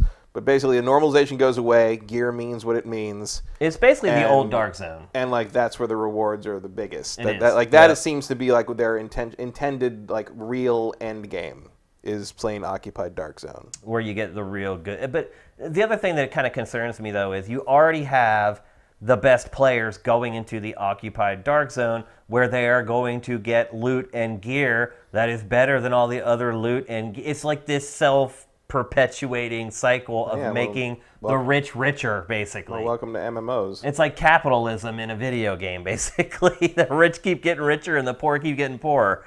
Well, I'm never going to play any of that. Me either. I mean, I'll never make it that far. I mean, I doubt I'm even going to play the Division 2. Oh, I will. I absolutely will. It's just, that's an end game thing that I'm just never, I don't have a squad to be with. I don't care to do that every night of my life for the rest of the game's existence, and that's just, how it's going to be. Fine if that's how it works out. That's cool, but there's still nothing in this that like catches my attention of like, oh, I want to play that. I still feel like I've done all of it by playing 100+ hours of the first one. It's certainly just tweaks. There's nothing revolutionary about it at all. I mean, another small note is that when you take damage in the Dark Zone, you need to use armor kits to replenish it, and it takes a good 4 to 5 seconds for it to work. I'm just going to play Anthem. What if Anthem does stuff that you don't like? Well, at least I can fly. That's a good point. And then finally, the other competitive stuff that they announced was competitive. Right. So like standard PvP. But there's only 2 modes and 3 maps. Well, I'm sure that'll expand. There's Team Deathmatch, which they call Skirmish, and there's Domination. Which honestly, in most shooters, you really don't need any more than those two modes. Like that's what the vast majority of people play. Or maybe you could use a free for all. Thing. My bigger issue is 3 maps. Like that's nothing. Where's your battle royale mode, Division? Yeah, I mean it would probably work pretty well, honestly. Yeah. In this game. And yeah, I mean, that's pretty much all the information that they've given us. I'm surprised you have no interest in playing this at all, because you liked the first Division way more than I did. I did. I feel like it's the same thing. You got everything out of it that you needed. I don't need to go back to that. And I think, honestly, I don't think you stuck around that long, but for people who stuck around to the end of the DLC, there's really not that many tweaks to Division 2. Yeah. New setting, obviously. There is a lot of stuff in the Dark Zones, the tweaks they're showing for the Dark Zone where I'm like, And I don't know how much of that is an overlap from the later, like the last expansion, where literally the expansion was the sewers bite me. Yeah. Yeah, that was terrible. That's one of the worst DLCs ever. But it's like, there doesn't seem to be any reason why they couldn't have been that way to begin with. Yeah. You know, a lot of what they're doing here. Yeah. Which I guess is better late than never, but just looking at this makes me tired. Like, I spent so much time playing this game that I got like physically ill looking at the title screen after a while. It was just like I don't even want to hear it, and so no, I'm not gonna do this. Well, it looks like I'll be jumping on that grenade then. I'm not gonna do this to myself again. It's going into beta, I think the first week of February, like February 7th or something like that. I think it goes into beta, open beta too. Everyone will be able to play. You're gonna have to play it, Kyle. When we get into February and there's not much to talk about, you're going to have to play. A lot of stuff in February. I don't know. We got Metro Exodus. We got now we're going to talk about that next. There's stuff. There's stuff. But 2 games, and we have 4 episodes to get through. We may have to do some adjusting to your plan, maybe. We'll see. I'll definitely give it a run. So one of us will have the just the looking intel. at that game makes me feel nauseous. Just from like it's like it's so funny too because you liked it so much more than I did back when it came out. I played it too much. And I still have interest in checking it out. I played it too much. I mean, I've played a ton of Call of Duty, but I still play more. Yeah, I don't care. I don't like.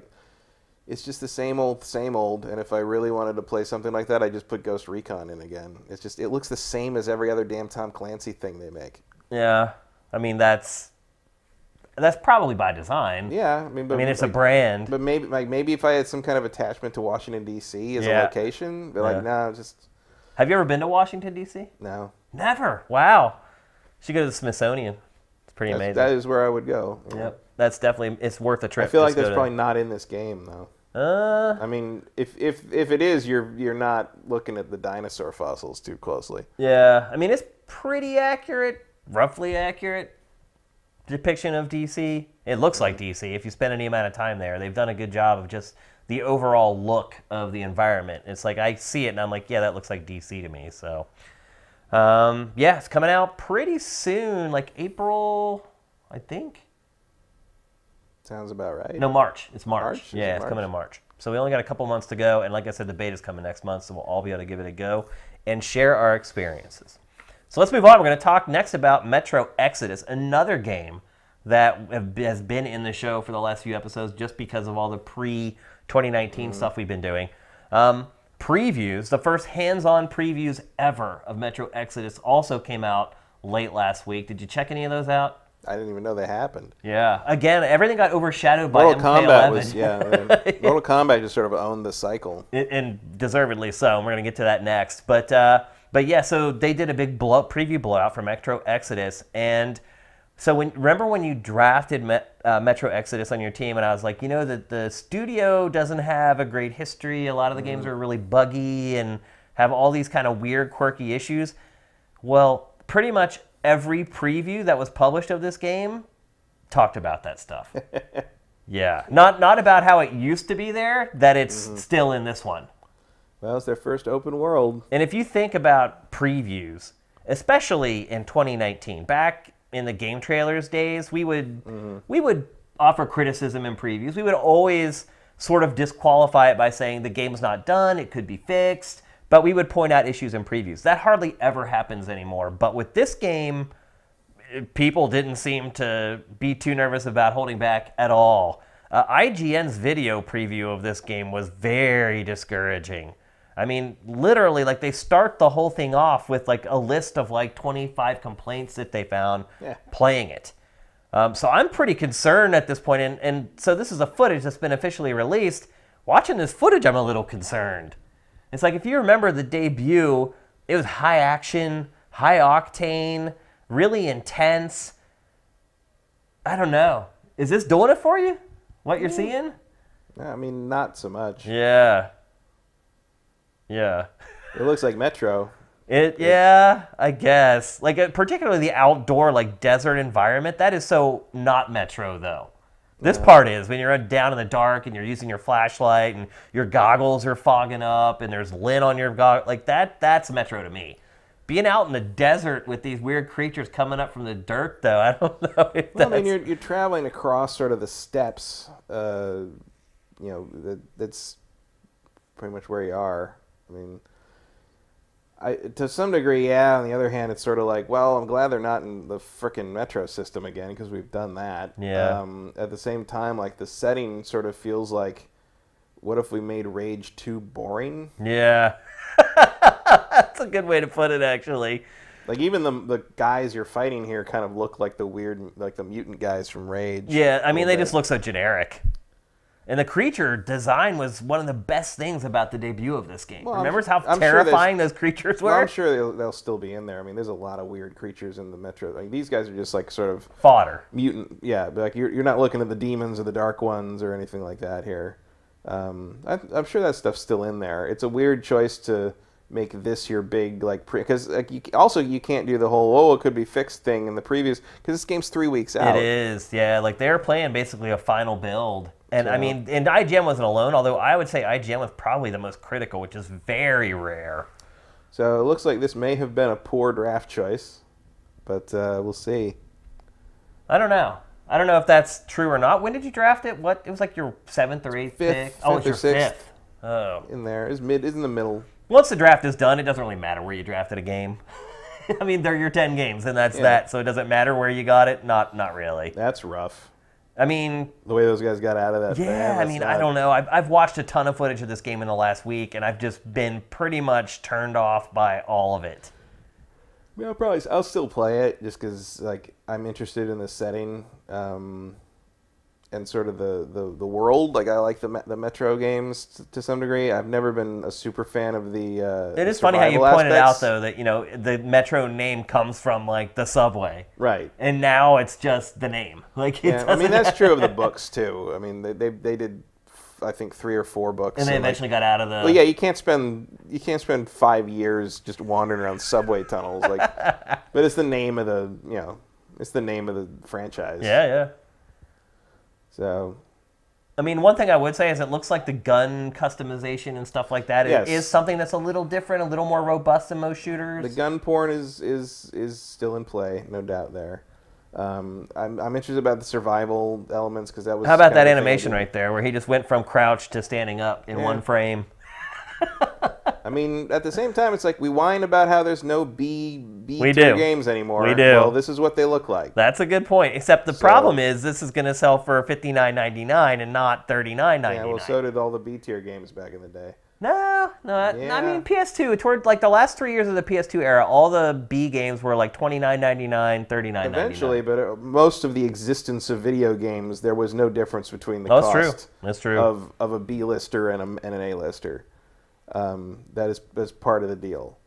I will say this: it is coming out in the right time period. Because if it had serious competition, it does have serious competition a week later. Yeah. But and it is a shooter too, so. Yeah, I mean, you're looking at similar audiences between this and Anthem. I mean, I think if you're into the gun porn, this is your game. Versus Anthem, because Anthem's just nonsense. I mean, this is even more so than like Call of Duty, the way that they handle weapons and stuff in this game. It reminds me of something. I can't remember what game it was. There was one other game. I know a game where they hold up a gun and you sort of modify it like there. What was it? It wasn't Black, was it? No. No, it was more recent. Yeah, it was. Someone will probably think of it in the chat. Was it Bulletstorm? No. That was more arcadey. Yeah, but they still to me it's the holding up the. People in the chat are saying this game's gonna bomb. Might. It's the holding the game. Crysis did that maybe. Did it? Yeah, Crysis does that. Like where you hold the gun up and like you can like add the silencer and tweak it and stuff. Yeah, that's how Crysis does that. Was that in Crysis 3? It's like 2 and 3 at least. Was it? Yeah. I don't remember that. I think it was. Yeah. I mean, I remember a game that does it. I don't remember. That was definitely how Crysis. you modified the weapons in the Crysis games. Was he holds the gun up and you sort of like see the parts being attached. It's not as extensive as what was just shown there, but I think one thing that can save this game is its atmosphere and its tone. These games can be petrifying and claustrophobic, particularly when that mask starts getting fogged up and you can't see. And So it can be a terrifying franchise at times.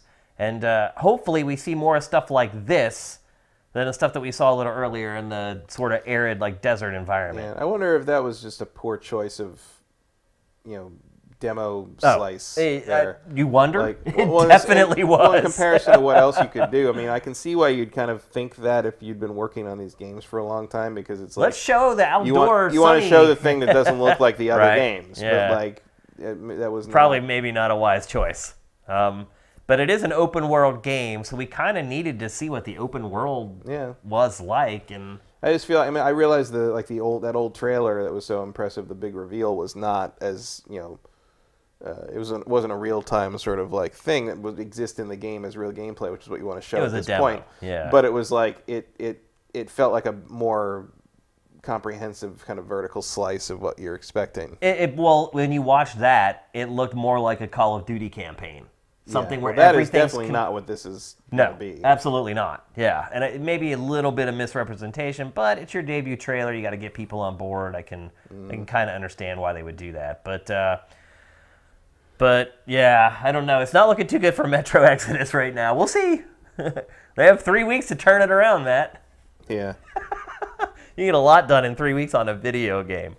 All right, let's move on to our last topic of tonight's show, and that is undoubtedly the biggest story of the week. Not the biggest game, but the biggest story, the unveiling in full of Mortal Kombat 11. Big event. Yep. There's like one in LA, one in London. Yep. I mean, they did not have both sides of the planet. Yeah, it's pretty crazy. What are your initial impressions, Matt? Mortal Kombat. Yeah. Like, I feel like they're not reinventing the wheel so much as like sort of. It feels like they're picking the things that worked over the course of their like last 4 games and sort of cobbling them together and polishing them up until they kind of have the ideal Mortal Kombat approach. Or what I think they're doing is that they're just incorporating a lot of stuff from Injustice. They've figured out what worked in Injustice and what did not work in Injustice, and then they're mashing that in with MK. Well, that's what I meant. I mean, I said that like a week or two ago about like, I think you can count the Injustice games as sort of part of the iteration of the the Injustice games. They've alternated with the Mortal Kombat games in the modern era of NetherRealm, and each one learns something from the previous one, whether they're part of the same series or not. Yeah. And we're getting some, like it seems like they've listened to the community in terms of the complaints about the animation. It's still sort of got that stiff Mortal Kombat look to it, but like it's not as much like weird like idle stance things. Yeah. Like most of the moves don't feel like they come off the center of gravity incorrectly. There's the YouTuber complaint of the it's called fence punching, which is sort of where kind of that classic Mortal Kombat like high punch thing where like it looks like they're punching. It looks like they're punching over a low fence, which is like not how you. That's not how you bring power to a punch in any situation. So they've definitely put more effort into that, addressing that, and everything looks a lot better. It looks great. Game looks awesome. And it's got the visuals are still great. The gore is pretty much second to none. Although Resident Evil 2 is going to give it a run for its money, I think. Yeah, I actually in the reveal for this, in the comments I did like a little semi-informal poll saying better gore, MK or Resident Evil. It seemed most people sided with Resident Evil, but not because really one was better than the other. They just liked how Resident Evil approached the gore versus how they did it here. Yeah, well, Resident Evil is the current hotness. That's so awesome right there, by the way. So we'll see. Yeah. And he's fine.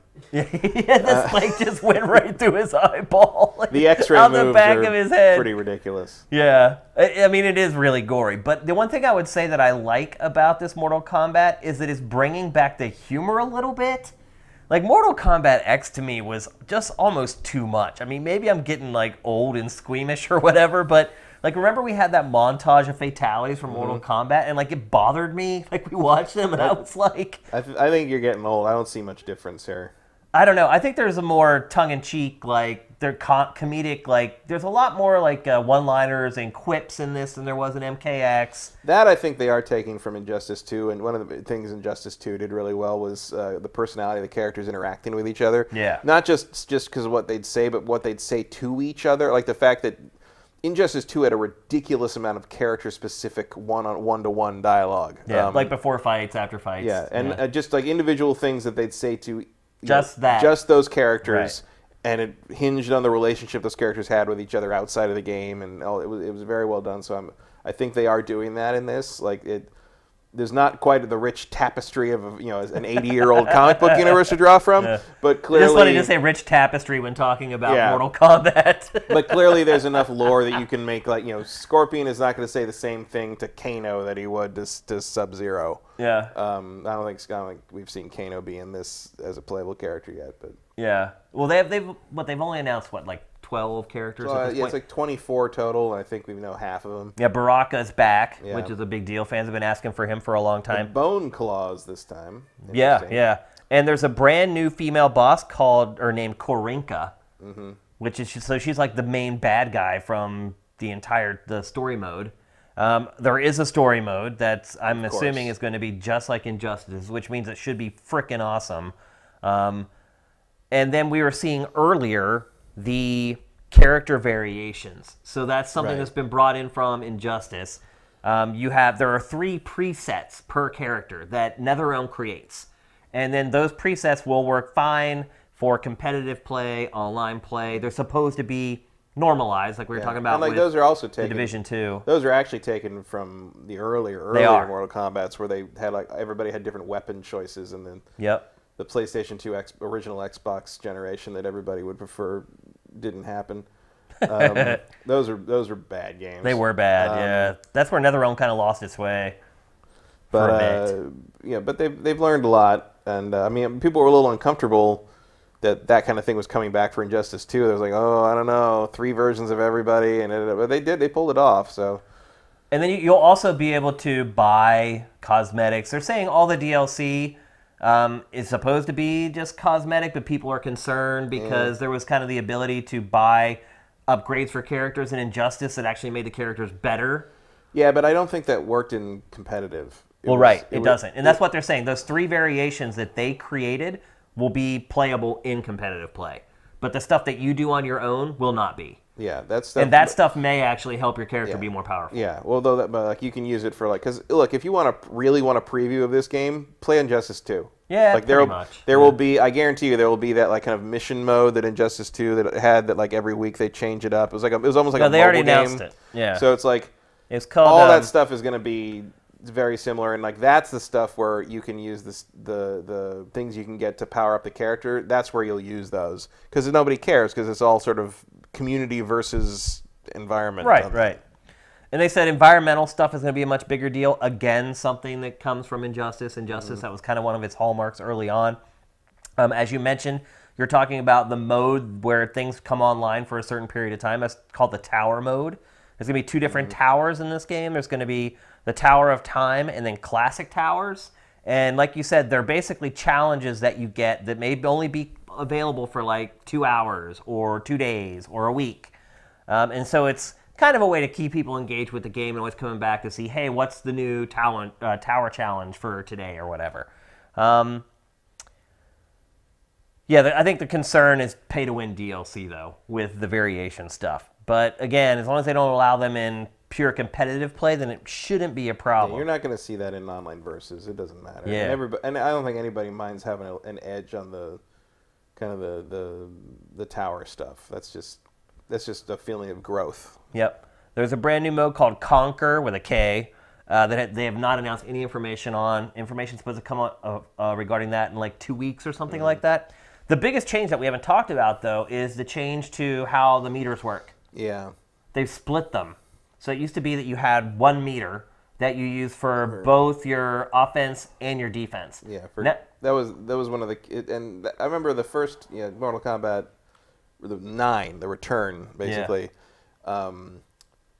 the meter being shared between combo breakers and supers basically meant that nobody ever used anything but combo breakers. Yep, exactly. Like, it was more valuable to break the enemy's combo than it would ever be to use an X-ray or anything like that. So I feel like NetherRealm has spent several games struggling to find a way to keep combo breakers and that kind of defensive option viable without taking away one of the big, hype moment elements of the game, the super moves, which this seems to be their solution to this, by splitting it into 2 meters, one of which is a cooldown, which is There's a defensive and an offensive meter. Yeah. It's a lot of the FGC, the fighting game community, is, well, we're gonna have to see how that turns out. The reaction has been positive from the people who played it and got their hands on it, but basically everybody was like, we got to take that cooldown meter into the lab hard and figure out if this is gonna balance right. So it's gonna be that's the other thing. Is even if it doesn't balance right, it ain't gonna be boring. There's a lot of stuff to learn about this game and how it's gonna play out when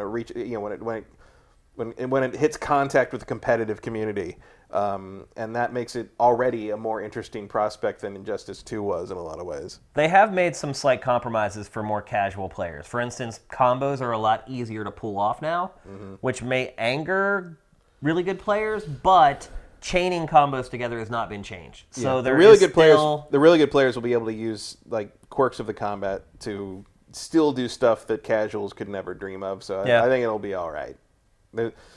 Within 1 week, the really good guys, really good players, find ways to exploit this stuff that you would never imagine. Oh yeah, it's like when I watch Evo. Yeah, and it's like they're playing. Like when I watch them play Injustice, it's like they're playing a game I never played. Right. I'm just like, wait a minute. I mean, the first week of 10.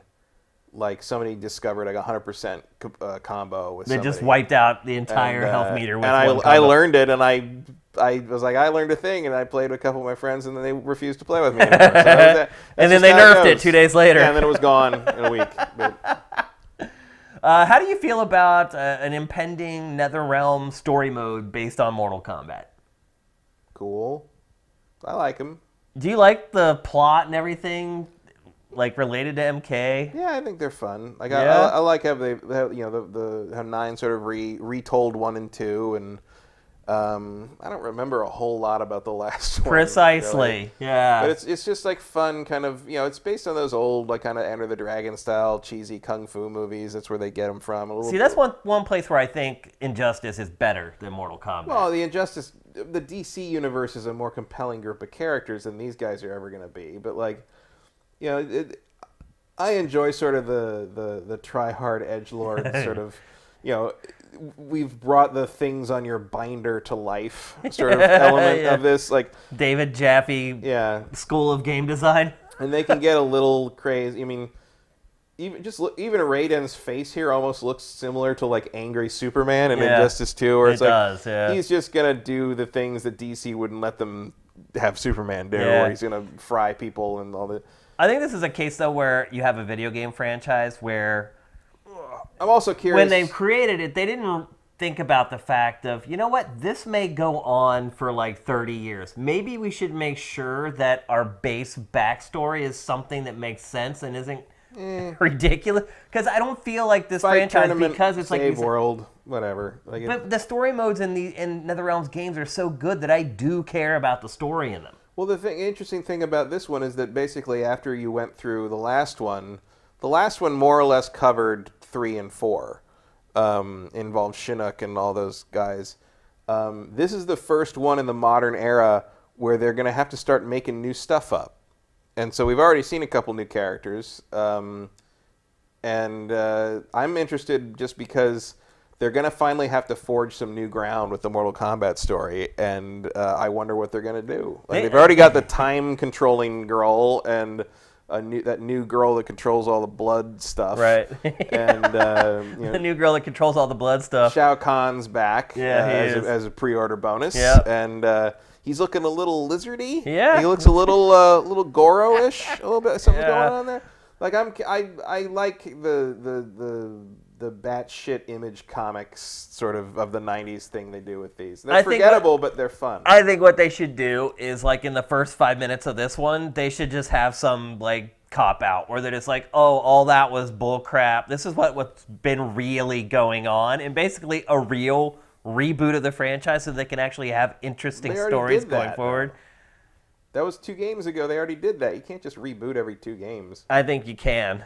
Just make up new story. Like, just keep going. It's just so absurd, the whole setup of it. That's the best part of it. It's ridiculous, like, weird kung fu mystical garbage. It's great. It's like it's the B movie to end all B movies. I think after playing Injustice for, playing its excellent story modes, I just expect a little more. And I just don't know if this franchise, the way it's set up right now, is capable of even providing it. Anything's capable of that.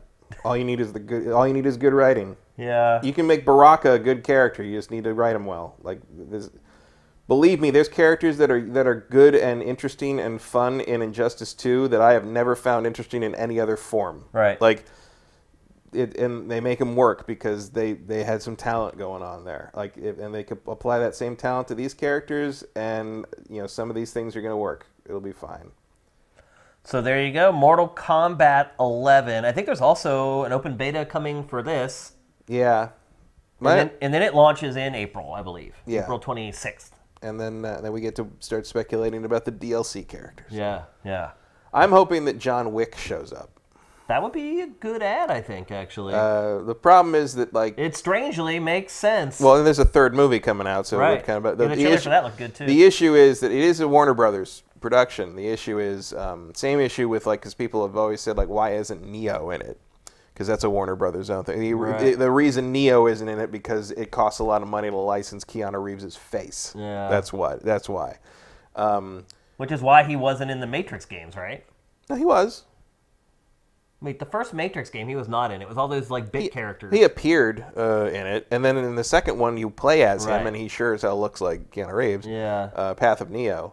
Yeah, I mean, that was part of the deal for making those games, but if you want to make... it's not a coincidence that all the guest characters in Mortal Kombat and Injustice have been costumes or makeup. Right. You don't need to pay anyone for the likeness to you don't need to pay any actor royalties for the Alien or the Predator or Jason Voorhees or even Freddy Krueger, who's just all makeup. But if you put like real people in, like, you're gonna have to start paying Keanu Reeves, or you make him not look like Keanu Reeves. At which point, what's the point?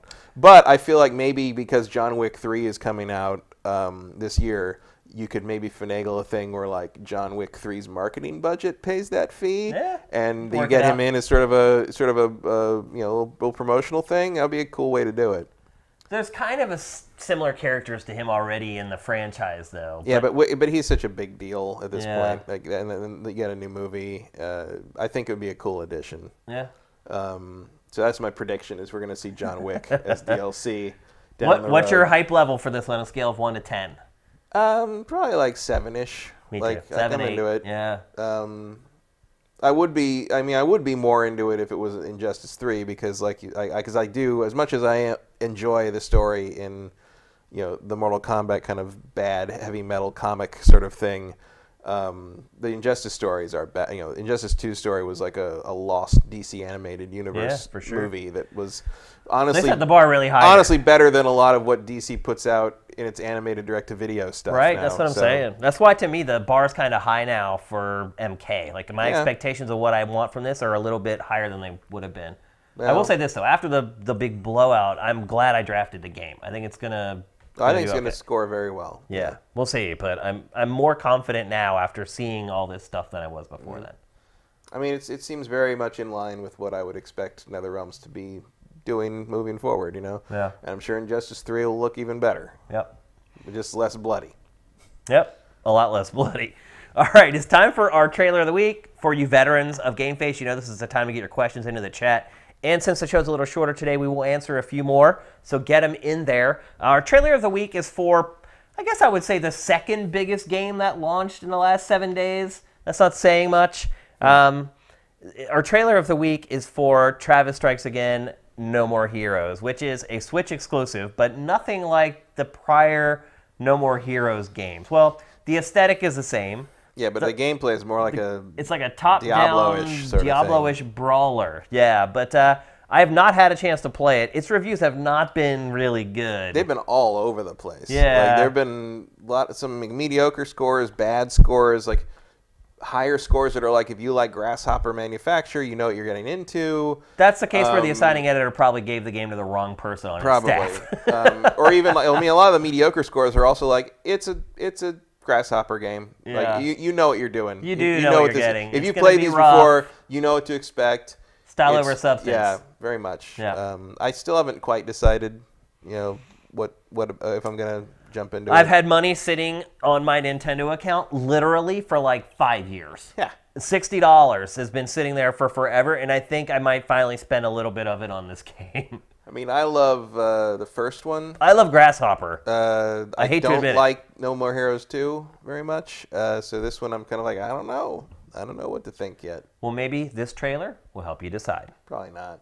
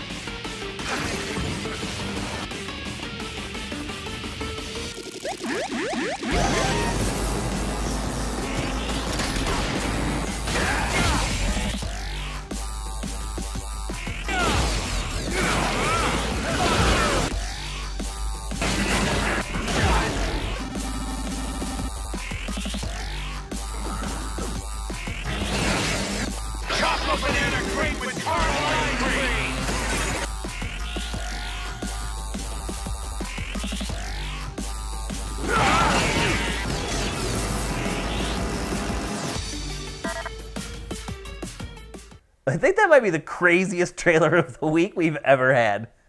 There's definitely the lure of it is like, how does that all end up in the same game? Yeah, like, it's like you watch that, you're like, this is the same game, all these different parts.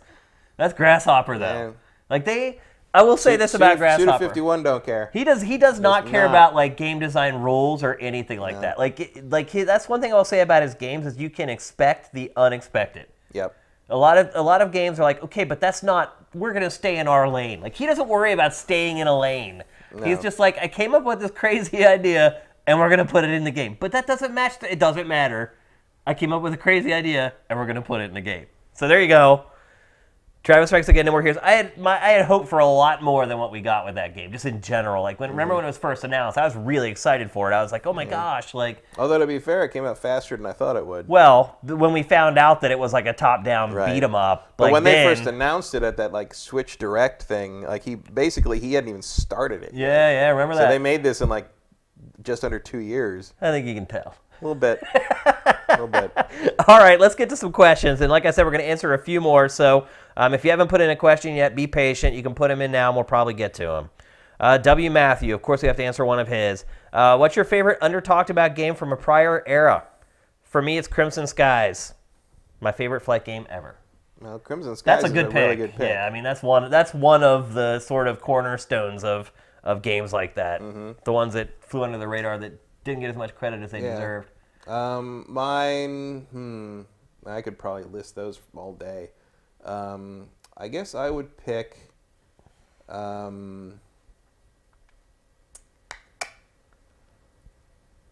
mean, my go-to would probably be Dragon Force on the Sega Saturn, which is, the new Fire Emblem seems to be taking some lessons from it, but it's a strategy RPG, but you pick one of 7 kingdoms and basically have to conquer the continent. And the battles are, you have individual characters, but those characters each have armies of 100 soldiers and of different types. And it's kind of a rock, paper, scissors thing, or more like Pokemon, because there's like 8 different things. This beats that, that beats this. And you have to kind of pick their formations and then like have them charge in. And like, the battles actually last a while. And they have sort of this epic sort of like charge, and everybody freaks out. And like sometimes you can have dragons and vampires and demons and sirens, but in addition to like normal enemies. And like you picked the 7 or 8 different rulers, and each one is a totally different story that kind of comes together to explain the overall story together. And I must have played that game for 300 hours in college. Wow. Like I played that endlessly. It was fascinating to me, and I actually, there's a Saturn emulator now where you can just put the disc in the PC and it'll just play. Really? And it plays pretty well. And so I played it again, and I got sucked in for like 30 more wow. hours. I was like, I got other things to do. That's crazy. But I would kill to see that game get remastered and released here. It did get a remaster, I think, in Japan on the Vita or the PSP, something like that. But I would love to see that game come back. So that would be that's one of the games I feel like a lot of people just don't know about, because they made like 1,000 copies because it was a Working Designs game on the Saturn. But it was fantastic. It's one of my favorite games of all time. I could, like Matt, I could just name dozens and dozens of games like this. In fact, I can think of 3 just for the N64. The rocket robot on wheels.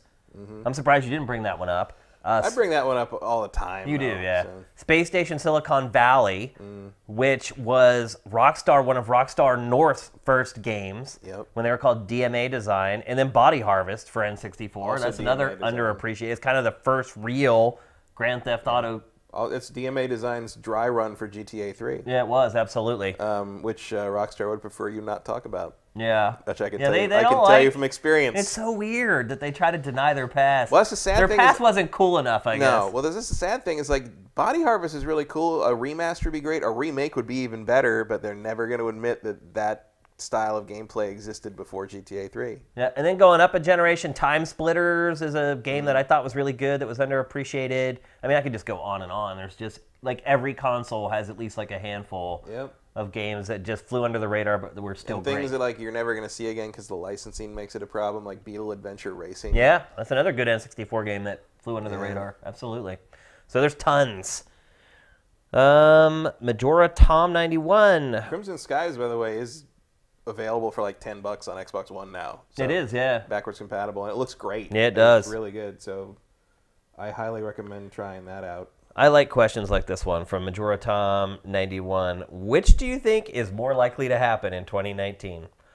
All of Sony's current slate of upcoming PS4 games release, or Star Wars and Jedi Fallen Order actually release in the fall? Or 3 choices.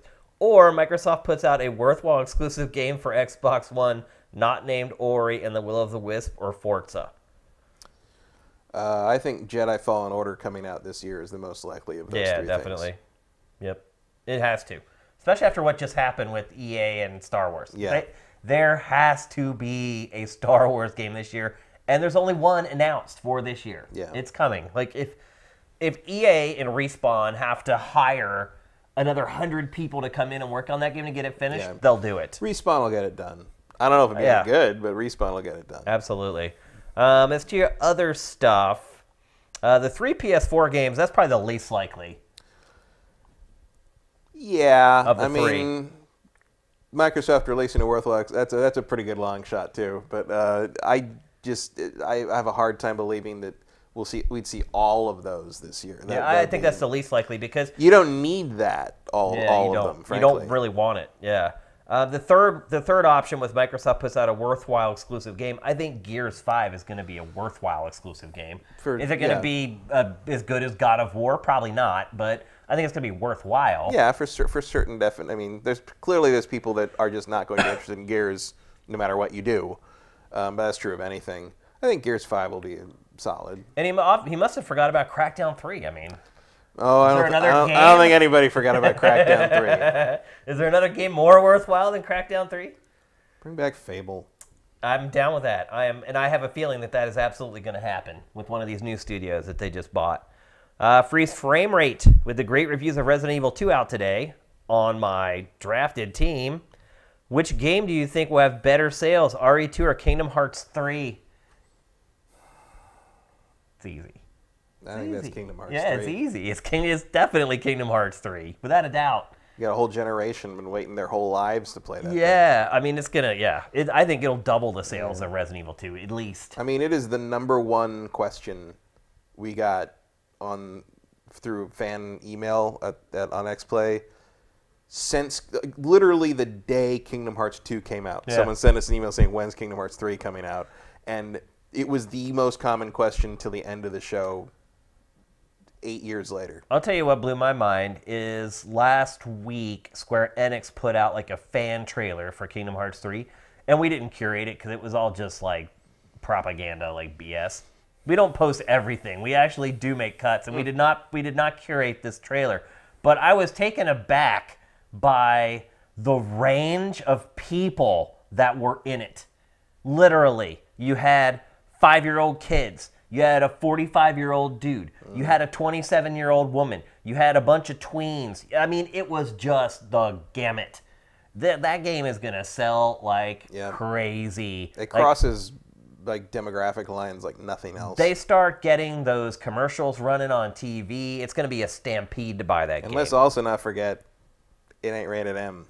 Yeah, that's true. There's some people, you've, not that it's a reason to not do it, but like you've limited your audience to some degree just by being as nakedly gory as Resident Evil 2 is, which I love. I think it looks great. But there's people that I know will just not play that, but they would play Kingdom Hearts 3. Yeah. Kingdom Hearts 3 is going to, I think, surprise people how big that thing is. Yeah. I mean, I think Resident Evil 2 will do pretty well. Oh, yeah. Resident Evil 2 it'll probably end up selling 5-7 million, something like that. Yeah. Also, I mean, it's the first Resident Evil I've been interested in years. Yeah. I think a lot of people would agree with you on that one. Yeah. So, yeah. But to be fair, Resident Evil has never been a gigantic seller. It's been a great seller, but it's not like Red Dead, like Smash Brothers. Yeah, it's one of Capcom's bigger franchises, but like it's not Monster Hunter. Yeah, they had to whore out Resident Evil 4 to like tons of consoles to get their money back on that game. So it's I mean, that was partly a function of GameCube. GameCube, but absolutely. Joaquin Dragoon, are you guys looking forward to Kingdom Hearts 3? You are. Yeah, you are. I wouldn't say I'm missing it, Bob.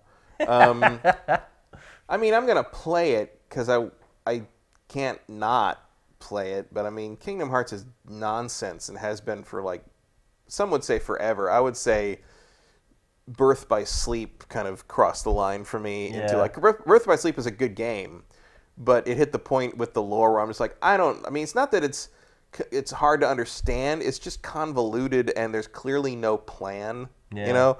And like, it's kind of like how Lost got, where you're like, that's a good look, analogy. dude, you're not, I know you don't know what the polar bear is. Well, yeah, they just gave up on a bunch of stuff on that show. They never, ever, like, rectified, like, a handful of things. Kingdom Hearts is like an anime written by J.J. Abrams. It's just a bunch of questions and weird things that like he's just going to worry about it later if he ever has to finish it. And like I don't even think this is going to fully end anything. I mean, people think that like Kingdom Hearts 3 is the end of the series. Like I mean, I'm sure there'll be some weird teaser at the end where like they can. I mean, unless Disney's just like, please just end it so we can all stop talking to each other. I don't know. Because it's the only time they have to talk to Square Enix. Well, at the very least, remember it's they like, set up that division just for that purpose. Right. Well, at the very least, it's like, please stop letting Nomura do them because he takes a decade. Yeah, at least. If you want your game to come out while we're still young, don't give it to Nomura. Yeah. That's kind of the rule here. Now he's on Final Fantasy VII Remake, so he just can do that for the next 20 years. Yeah. You know he may not be alive for the end of that one. Am I looking forward to Kingdom Hearts 3? Kinda. Not a lot. I mean, I'm not it's a big more like Kingdom a morbid Hearts fan. curiosity, Yeah. I would say. I think that's what that franchise is in general for me. It's like, how are they going to... Oh, they don't really make it work? That's kind of what I thought. No. The other thing about it is, like, I would be looking forward to it more if it had more worlds in it that were my wheelhouse. Yeah. But, like, it's interesting that Kingdom Hearts 3, if you judge it by the worlds they've chosen, Kingdom Hearts 3 is very much made for today's 12-year-olds. Yeah. You know, with like all the modern hotnesses. Yeah. Because that's the funny thing is I remember playing Kingdom Hearts 1 and thinking like, wow, we're gonna put Tarzan in this. Like, Tarzan's just the new boy on the, right. And now it's like Not Tarzan's 20 years old this year. That's crazy. So now it's like Tarzan, that's a classic, you know. Yeah. But I remember feeling a little weird that like they were putting so many recent movies into Kingdom Hearts 1. I mean, that's what they do. But that's what you have to do because that's what the kids are watching under. They got to hook their DVDs. They got to hook this generation of 12-year-olds Right. so that when they're 30 and Kingdom Hearts 4 comes out, Right. they'll still want to buy it. It's crazy. Alex Sifted Mod, what's on your Super Bowl party food menus? I don't know. I don't know either. Sorry. Oh, I make buffalo chicken dip for every football party I ever go to. So if I go to a Super Bowl party, I'll take buffalo chicken dip. And I highly recommend making some and eating it right now.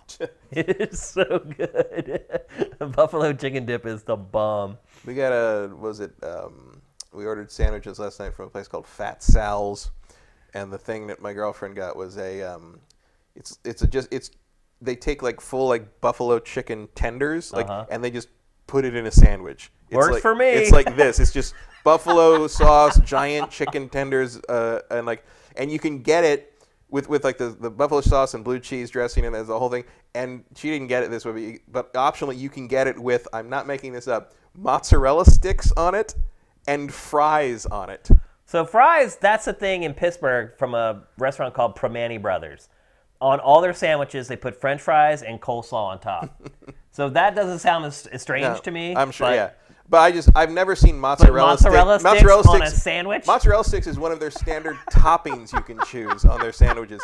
They're not named no wonder Fat they're called Sal's Fat for nothing. Sal's. Yeah. I'll have to stop by there. Yeah, it sounds pretty good. They're better in person than getting delivered. Because it's all fried and it gets all congealed and nasty. Yeah, it doesn't travel too well, but it still tastes pretty good. Here's J Reed Vic 7. For me, Rise of the Tomb Raider is one of the rare games this gen where a sequel raised the bar and elevated a burgeoning series to new heights, like Assassin's Creed 2, Mass Effect 2, Uncharted 2, etc. Why does it seem like most sequels this generation have failed to do that, whether it's Wolfenstein, Destiny, Shadow of War, etc.? I would say Shadow of War did do that.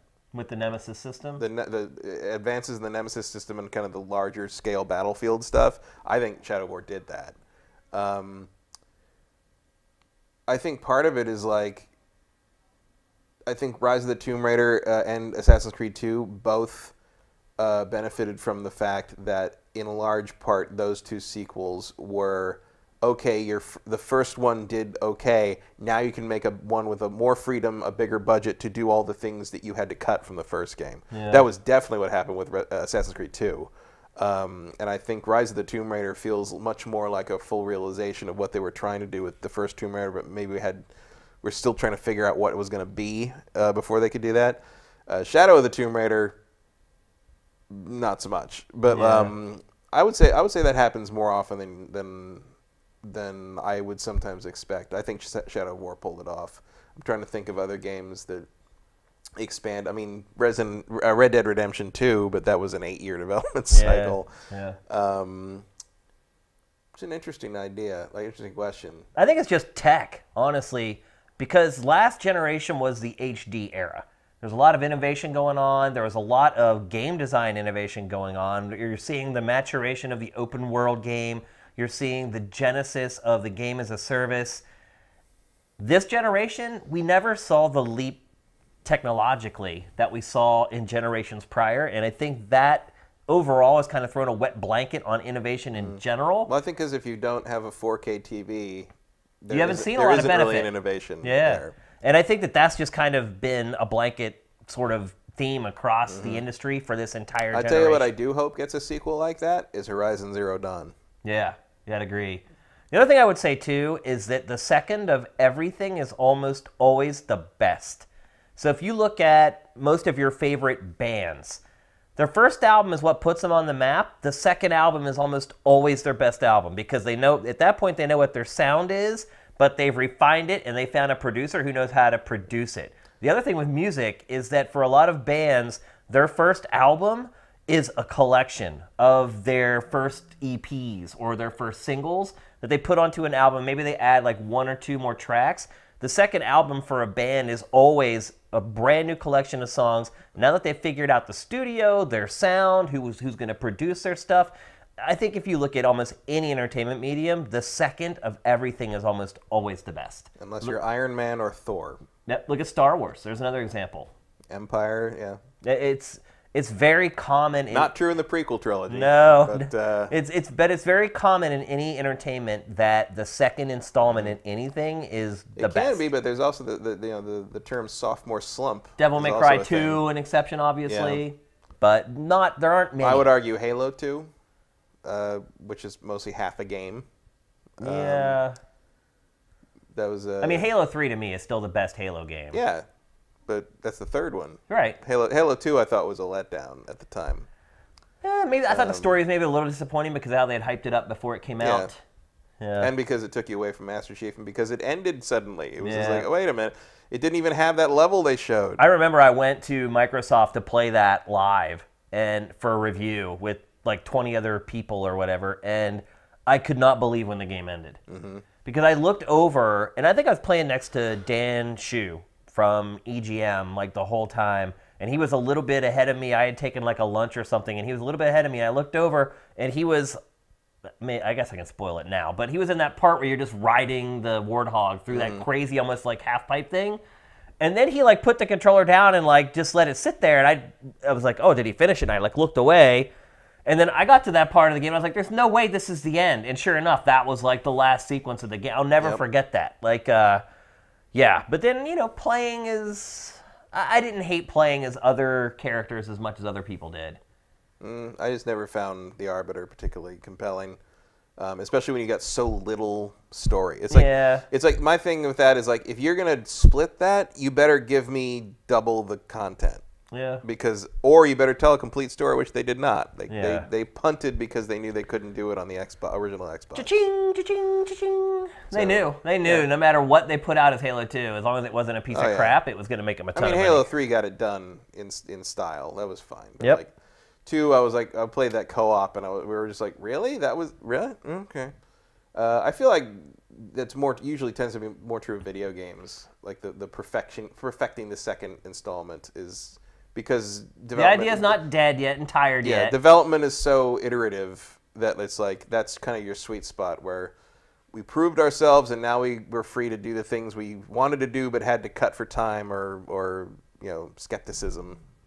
And almost all my favorite bands, their second album is their best one. Beastie Boys, Paul's Boutique, hands down their best album. I could go on and on, but it tends to extrapolate across almost all entertainment for whatever reason. I don't know. Movies, I think we remember the good number twos and forget the number twos. Oh. The number twos.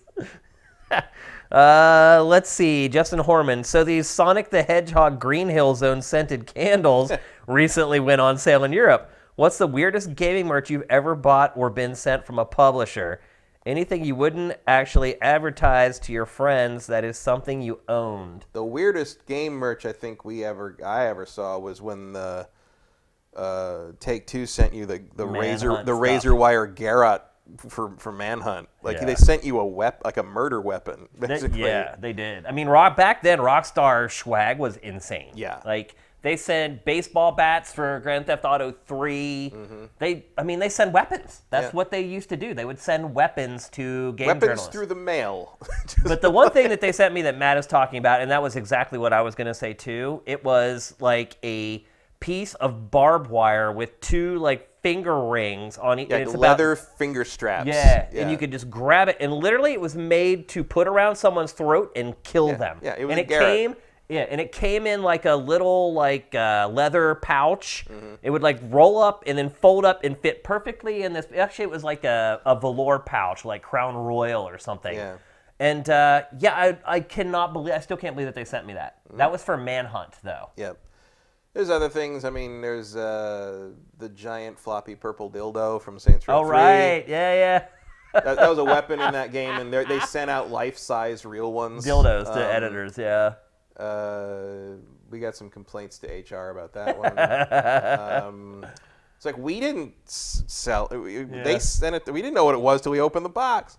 I have the Metal Gear Solid Revengeance press kit. It's Raiden's severed arm. Oh yeah, I remember that. Yeah. With a USB cable coming out of it, and you plug it in because there's a USB drive in it. Like so, you plug it in, and like that's where the press assets were. I still have that because it's ridiculous. It is so ridiculous. These companies wasted so much money on the dumbest crap. Yeah.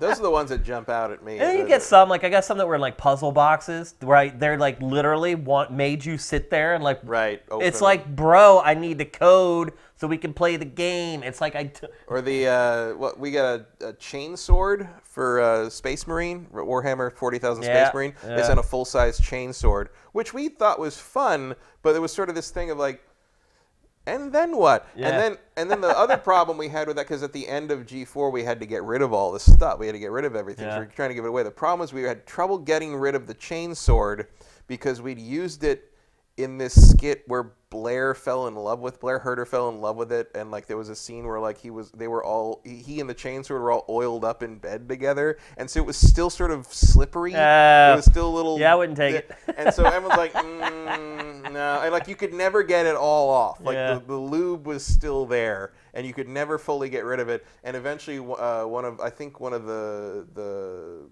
girls who worked in another department but did like LARPing, like cosplay stuff, like thought it was cool, and we're like, take it. and like we're like, just make sure you use gloves. And she's like, nah, it's fine. Like, whatever. So we took it. She took it. It's fine. Let's see if we got some more. Do you think Final Fantasy characters will appear in Kingdom Hearts 3 from Les David? He also says Dragon Force and Saturn rocks. So it does. Maybe. I don't know. They haven't really shown that, have they? Like no. Final Fantasy characters in there. Nope. I mean, if they do, it'd be like the other games, and it'll just be like a quick cameo here and there, like be like a Moogle somewhere or something. Yeah. I don't know. I'd be a little surprised if they didn't, because that's sort of that was sort of the original hook of the series. But I guess Sora and company have sort of come into their own as their own characters, so maybe you don't really need them anymore. And you're certainly not getting David Boreanaz back for Leon, so I don't know.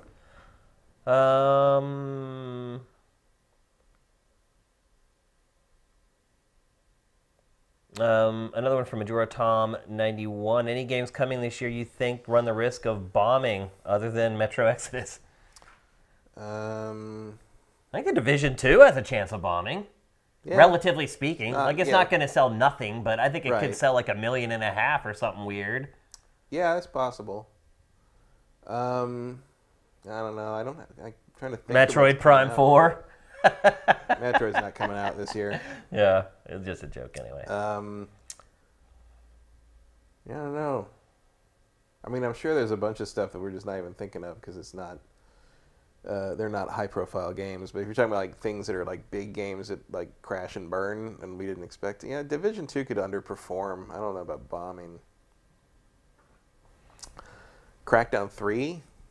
Yeah, I mean, I think that's that's gonna bomb. But is it a bomb when you have really low expectations from the beginning? I don't know. I'm just happy to see the back of it, frankly.